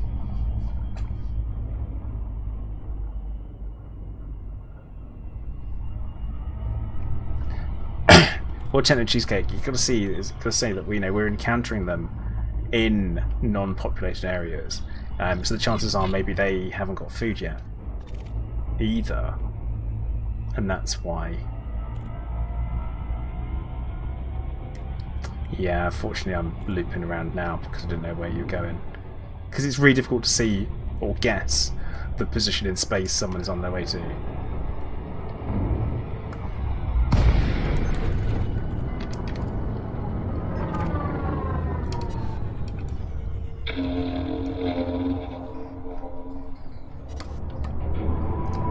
Let's do this.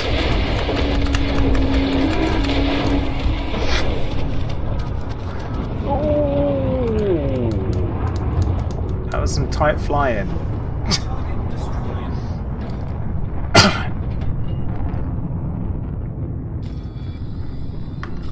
Frameshift drive charging. Oh, nails. Yeah, I suppose you can have two. Yeah, two. Yeah, honestly, nails. I would. Thing is that they could use the AX missiles for sure. They could use them because you don't have to unlock them, so you don't necessarily have to Guardian. If one of you's got Guardian, they can be in their own ships and do it that way. That works. I mean, you can just use a beam laser, honestly. You'll do next to no damage, but as long as you hit it with something, you will get the credits.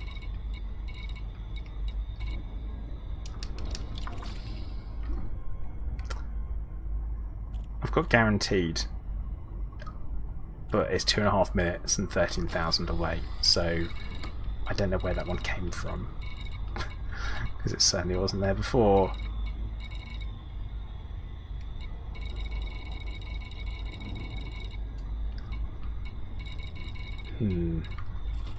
Right, 64 mil so far.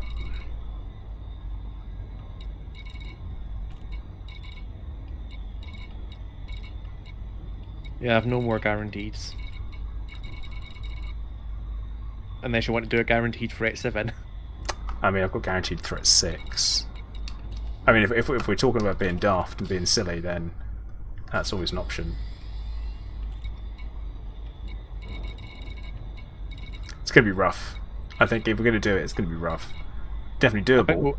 I think at least one of us would be dying while the other one runs away. Oh. Oh, okay. Not feeling it then. Got it, understood.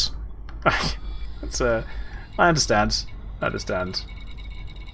Maybe cash in first. No guts, no glory. But let's head over to a different system. Or we could cash in, I guess. But not in this system, because I think everywhere's a bit far away from where we are now.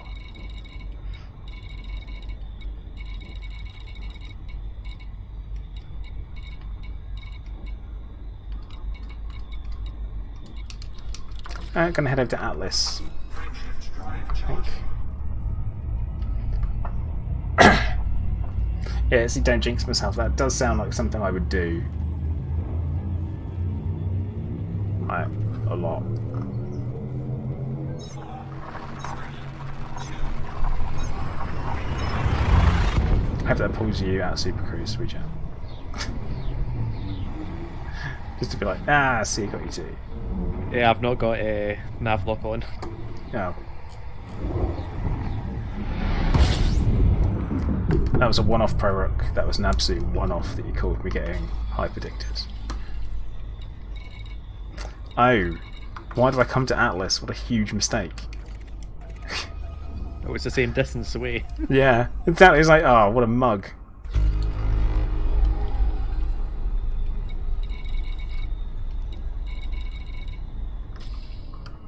Can't believe it. Well, it just goes to show you can't take me anywhere.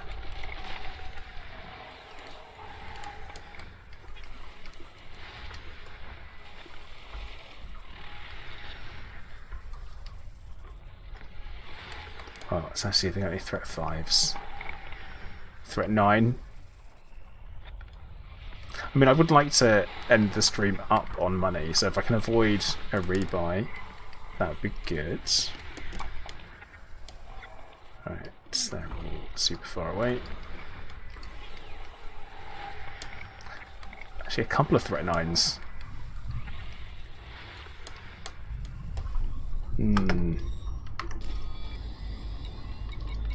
Oh, do have a guaranteed threat 5 though.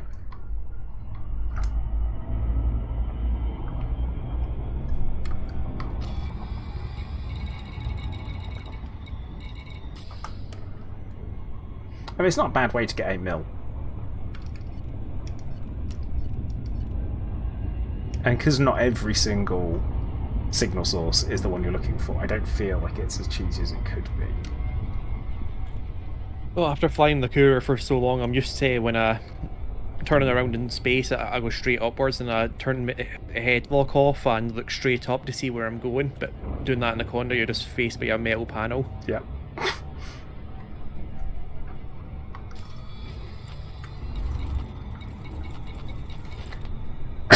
The rebuy pool, sorry, is 33 mil. So it's not a few mil. And I don't want to lose the 64 I've already got. So it's 100 mil down the drain, like, in seconds. So we might try and avoid that. Well, my rebuy 28 mil. Do you have all of the hull reinforcements? Because mine's got like, it's kind of. I've got 6 hull reinforcements, 2 Guardian reinforcements. Guardian reinforcements. Guardian module reinforcements, Right. just to say. Yeah. Then the advanced missile racks and all that. I've got prismatic shield generator in. Oh, that's kind of strange. But then again, have you A-rated everything else or not? Yes, everything is A-rated. Oh. Oh, Hang everything on. was I know what it will be. I know the exact purchase module. discounts. What it's going to be is it's going to Fuel be scoop. not even Is it? fuel scoop. I don't have No? fuel scoop. It's the. I'm assuming you don't have the the hull. What's it called? What's the word I'm looking for? I'm trying to get the word out and I'm really struggling. The armor, because I've got the. Have I either got reactive or I think I've got reactive composite. I think I've got military grade. Yeah, I think that's gonna be the difference. Yeah. God, that was really hard for me to get those words out. I just couldn't remember them at all. Oh no. Yeah, we good. Hmm. Well, I just noticed I was going the wrong way. Oh. Okay. Still 1,000 like seconds out. Right. In that case, I'm just gonna... Maybe in a second I'll just full blast it in. Just emptying my clips out so I can go in with a... That's okay, he's just having a bite to eat, so it's all good.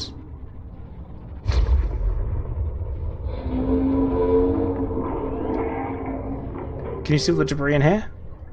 Nope. Oh. It's all over. Alright, you ready? Yep.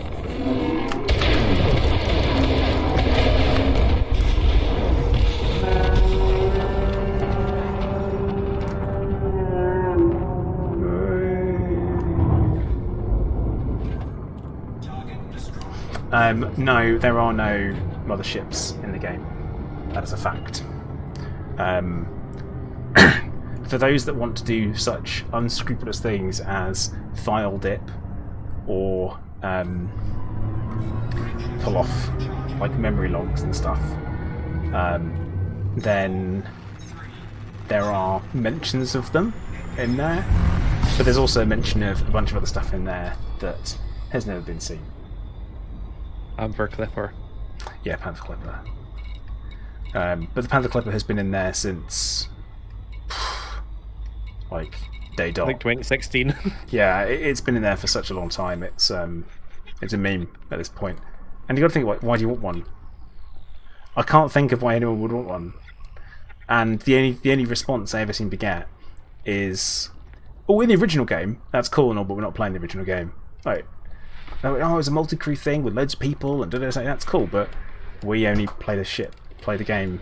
We're playing Elite Dangerous and we're playing it, and only you fly your ship. Like, so you're not getting that. So you've got to think about why you want it. It's really important. Because anything bigger than a Type 9 isn't going to fit through the mail slot. Yeah. And when people say, oh, it's the original game, if they want to stick to the original game's lore, it is too big to go in a station. Therefore, what's the use of it? Yeah.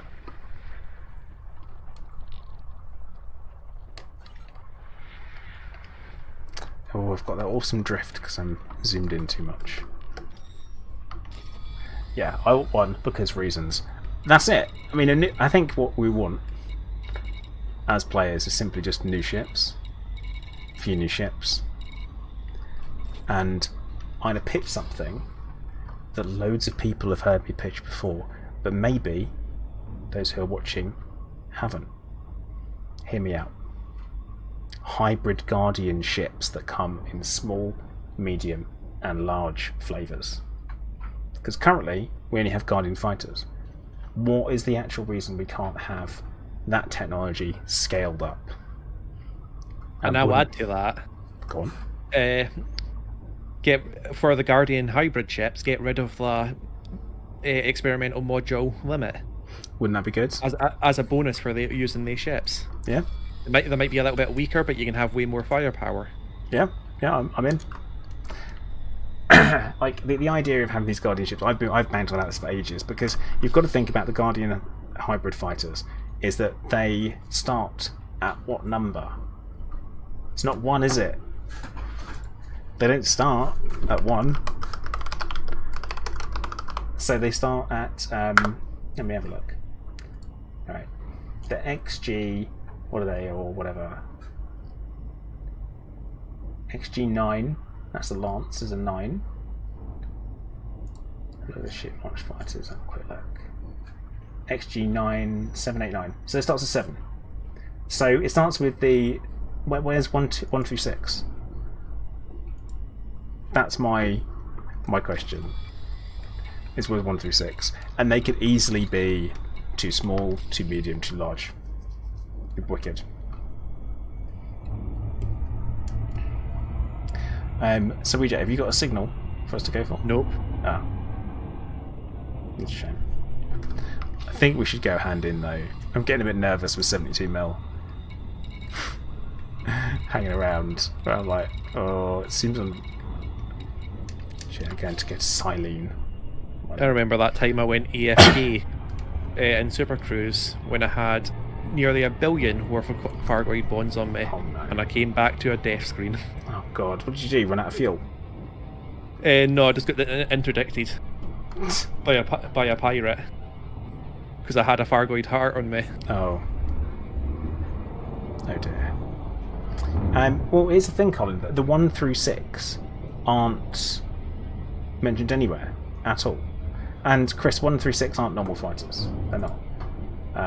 The reason for that being is that we've got the F-63 Condor, the G-97, the Taipan, and that's it. There's only 3 of them.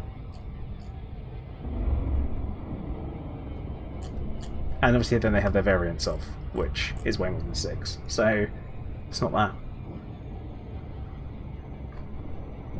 So, there's no talk of them. Sidewinder Eagle counters fighter. I mean, if you're clutching at straws, no, still. Definitely not. They're not. They're not counted as fighter. Not in Elite Dangerous lore, for certain.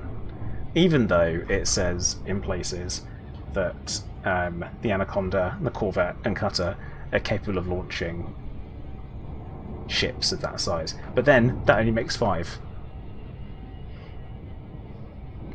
So, even still. And you go, what about the Imperial Eagle? No, stop it, it's getting daft now. It doesn't. It definitely isn't. Then you sort of have to include a Viper Mark III because it's about the same size. What about the Hauler? And the Adder? And he goes on and on. It's like, let's not do this. But the only things that are listed as fighters are Condor, the Imperial one, the Taipan, and then you've got the Guardian ones. That's it. I love that. Nope, fighters in Elite Dangerous don't have hyperdrive. Yes, Colin! That's a solid fact that we can sit there and be like, yes.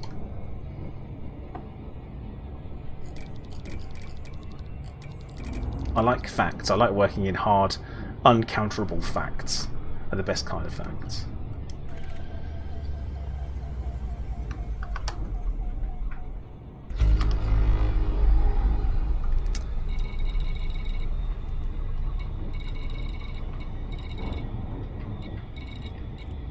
Tell you what we'll do, we'll cash in, and then we'll go and poke the Threat 6 that's right next to the station. Well, reasonably near the station. We'll give it a go. What do you reckon, WeChat? You could do. So, that's the voice of someone who's going to run away. That's what that sounded like. All the conviction of someone ready to retreat rapidly in the other direction when things go wrong. I did bring my chief as well, my EX chief. So if we really wanted to, we could actually try it. I mean, I have only brought this. This is all I have that's ready. I don't have any other AX shit. I didn't even have the Gauss stored anywhere on my carrier.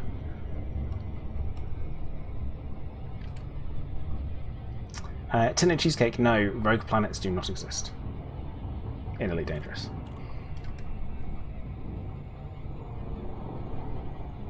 But you can guarantee if it did, it's where Raxler would be. Because why not? It'd make it special. But working on the theory that someone's been there and then left the system, probably not. Colin, I don't know. I think there's probably not going to be any gameplay changes in multi-crew. It's a I'm gonna say it's an abandoned feature. Multi-crew, like in-ship multi-crew. That was a very strange light change.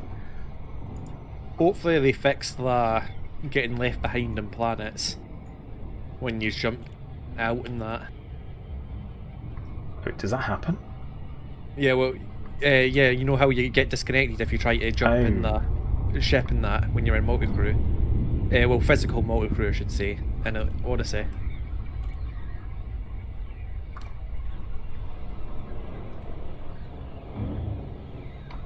I have not. I mean, I've always taken my own ship.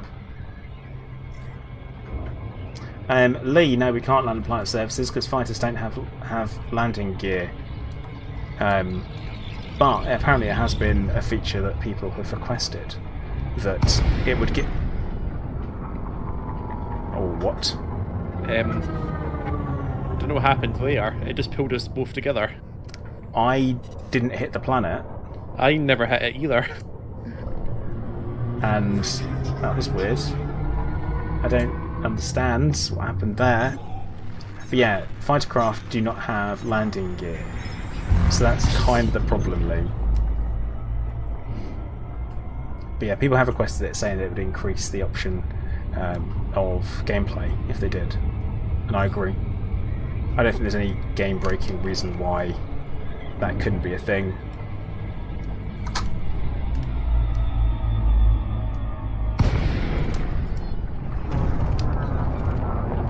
But there you go. That's me thinking, why couldn't we have that?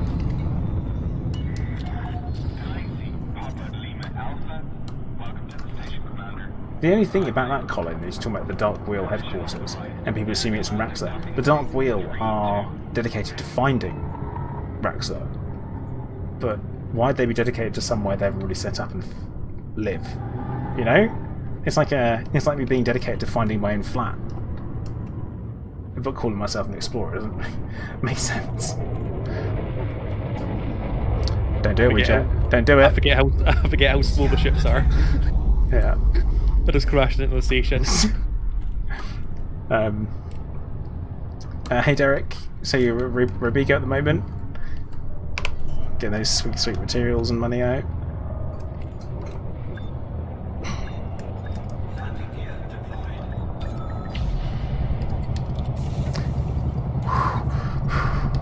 Don't restock.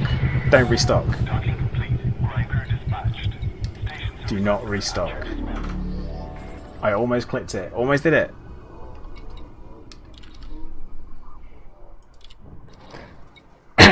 Didn't know. Oh, that's the wrong place.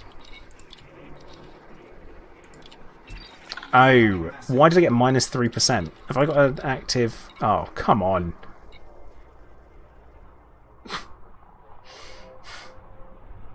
The reason why I don't want to restock, Colin, is because I'm using premium ammo. And it wipes the premiumness of it.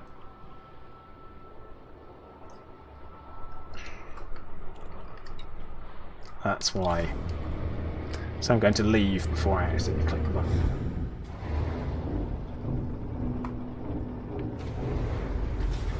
button. Derek, when you say the shard locations, oh right, yeah, they have. They are gone, and obviously the way that things are distributed are different.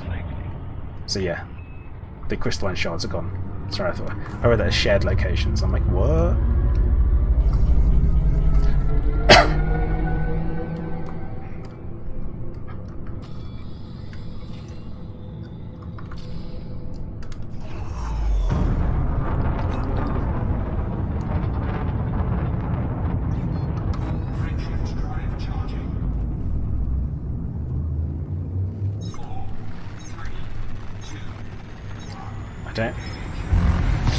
I'm nervous about the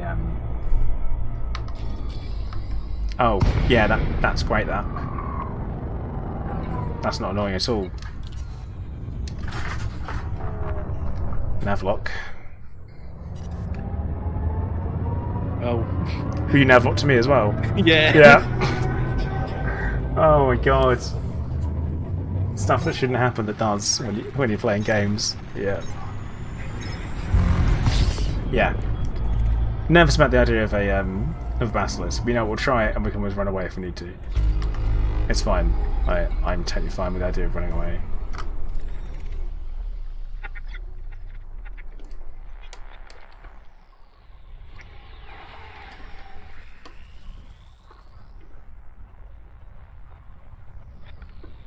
Oh, that's all the miles away. Yep.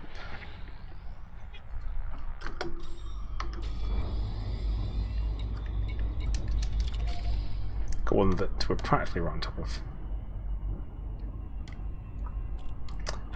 Hey Colin, I have managed to stay alive and we've not experienced a single rebuy but we have managed to earn 72 million credits, which is quite nice.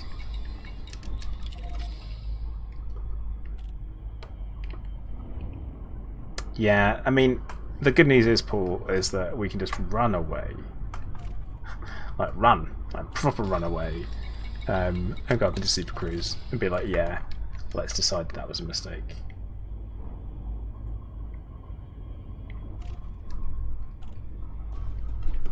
It's a threat 7. See, a threat 7 I would like to simply be a Medusa that we just go and have a look at, but it won't be. Right. I do have a threat 6, but it's not guaranteed one.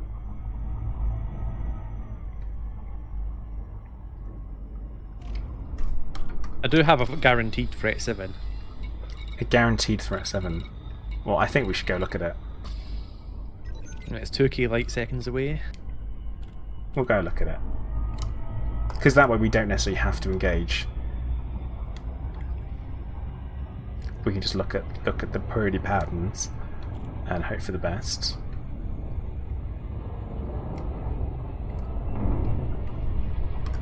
Right, I'm going to put Navlock on again,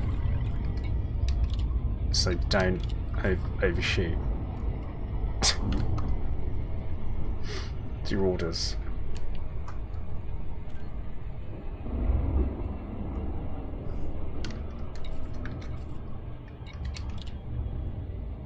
Oh, good. I'm an ally of the Pilots Federation. It's good to know.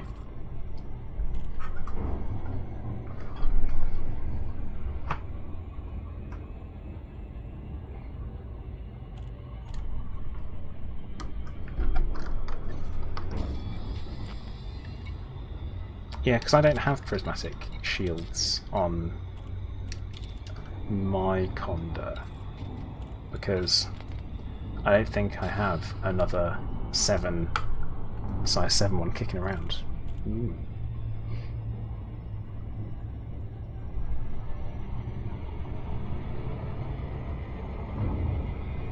Did Inception cause mass lock when they're close to you? Can't remember. Yeah, so what they do is it's not mass lock, but they cause disruption. So they'll slow you down. So the good news is Highway King fixes that. So if needs be, you can always jump to another system. Which is nothing to worry about. It's fine.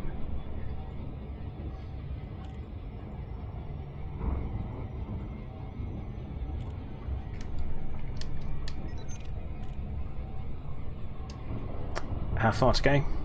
800 light seconds. Okay. About to start slowing down. Right. I mean, I'm about 800 light seconds away from you, so... Slowing down now.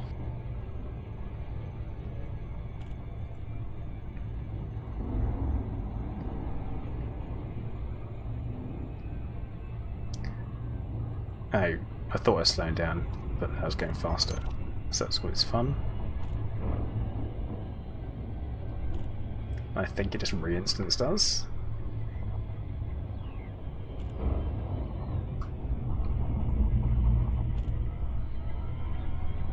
How many? How far? Just under 1 light second.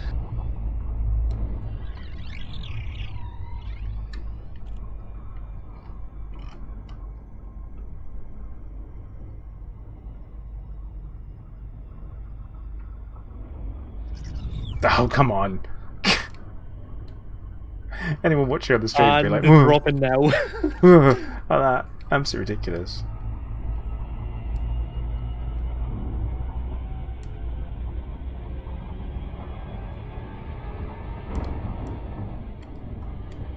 Alright. Drop. Okay, so that's an angry Medusa, which realistically we're probably going to leave alone. Gave it a scan. I mean, he's not a...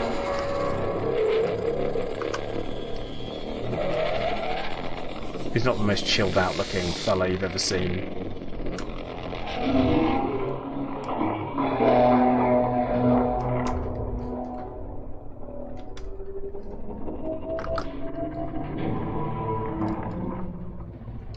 What are they picking up? Whoa, whoa, whoa, no, I don't mean to cut. I did not mean that. I am sorry. I'm immediately sorry.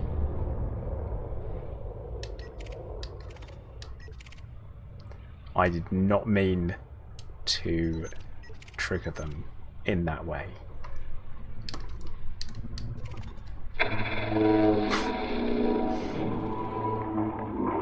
also, it's showing, it's interesting. It's showing where it's showing the Thargoid swarm. Wait, what was that? I think it's just running through the commodities and blowing them up. Oh no, it's a swarm hitting the debris. Oh, which I can't see. Yeah. Because you came in first. Oh god. Oh, what did you do? The controller just died. You could. I need to quit. Well, I'm leaving. I'm out. I'm just gonna casually leave. Yeah. Oh, are you high waking or low waking? It's a good point. I can't high wake. I've not got a keybind on my keyboard for it. Oh, great. Hot switch batteries. That's good timing for it to die. Yeah. That was just like, whilst you're looking at it, and its response is, yeah, I'm just going to shoot whilst we're there. Pop. Just leaving. Straight out. Oh. Yeah, I high weight. So, I'm out. Right, good luck.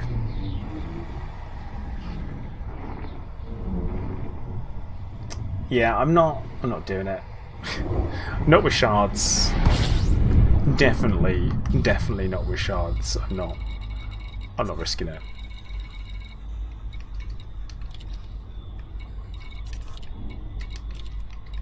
Even if I had Gauss, I'd be pretty reluctant.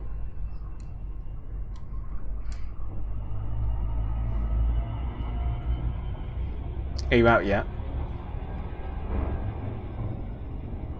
Are you still under attack? I just jumped out. And Rejet was never seen again. Oh god. As I only took your shields down, didn't take much hull off you. I think that's thanks to the prismatics. It is 7-8 ones with reinforced, I think. Yeah. Grade 5 reinforced. Oh dear.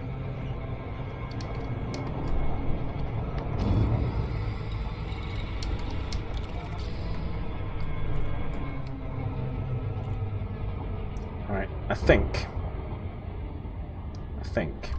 I'm going to be calling time for the stream because my wonderful back is once again hurting, which is from all the coughing still. So, I'm going to get ourselves landed. Now tomorrow, I intend to be streaming. Like I said, it's going to be a little bit later than normal over on Twitch because I've got a telephone appointment with the hospital, where they'll hopefully tell me my heart is fine. Should be. Fingers crossed.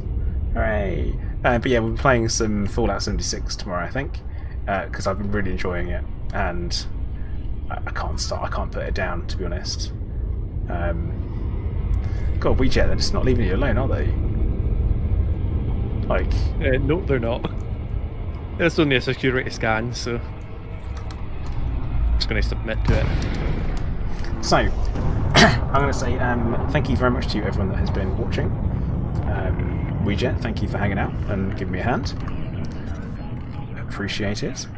Right, no problem. And everyone else, I'm going to suggest that you like, subscribe, turn on notifications, all that good stuff, so you don't miss streams, you don't miss videos when I make them, and all that kind of stuff. And also, feel free to come and join my Discord as well. more than welcome to come and do that. It's a good place to talk about games. If you're looking for people to come and do this with, it's a place to come. That's for sure. So, I'm going to say once again, thank you very much to everyone for watching. Commander Plater, out.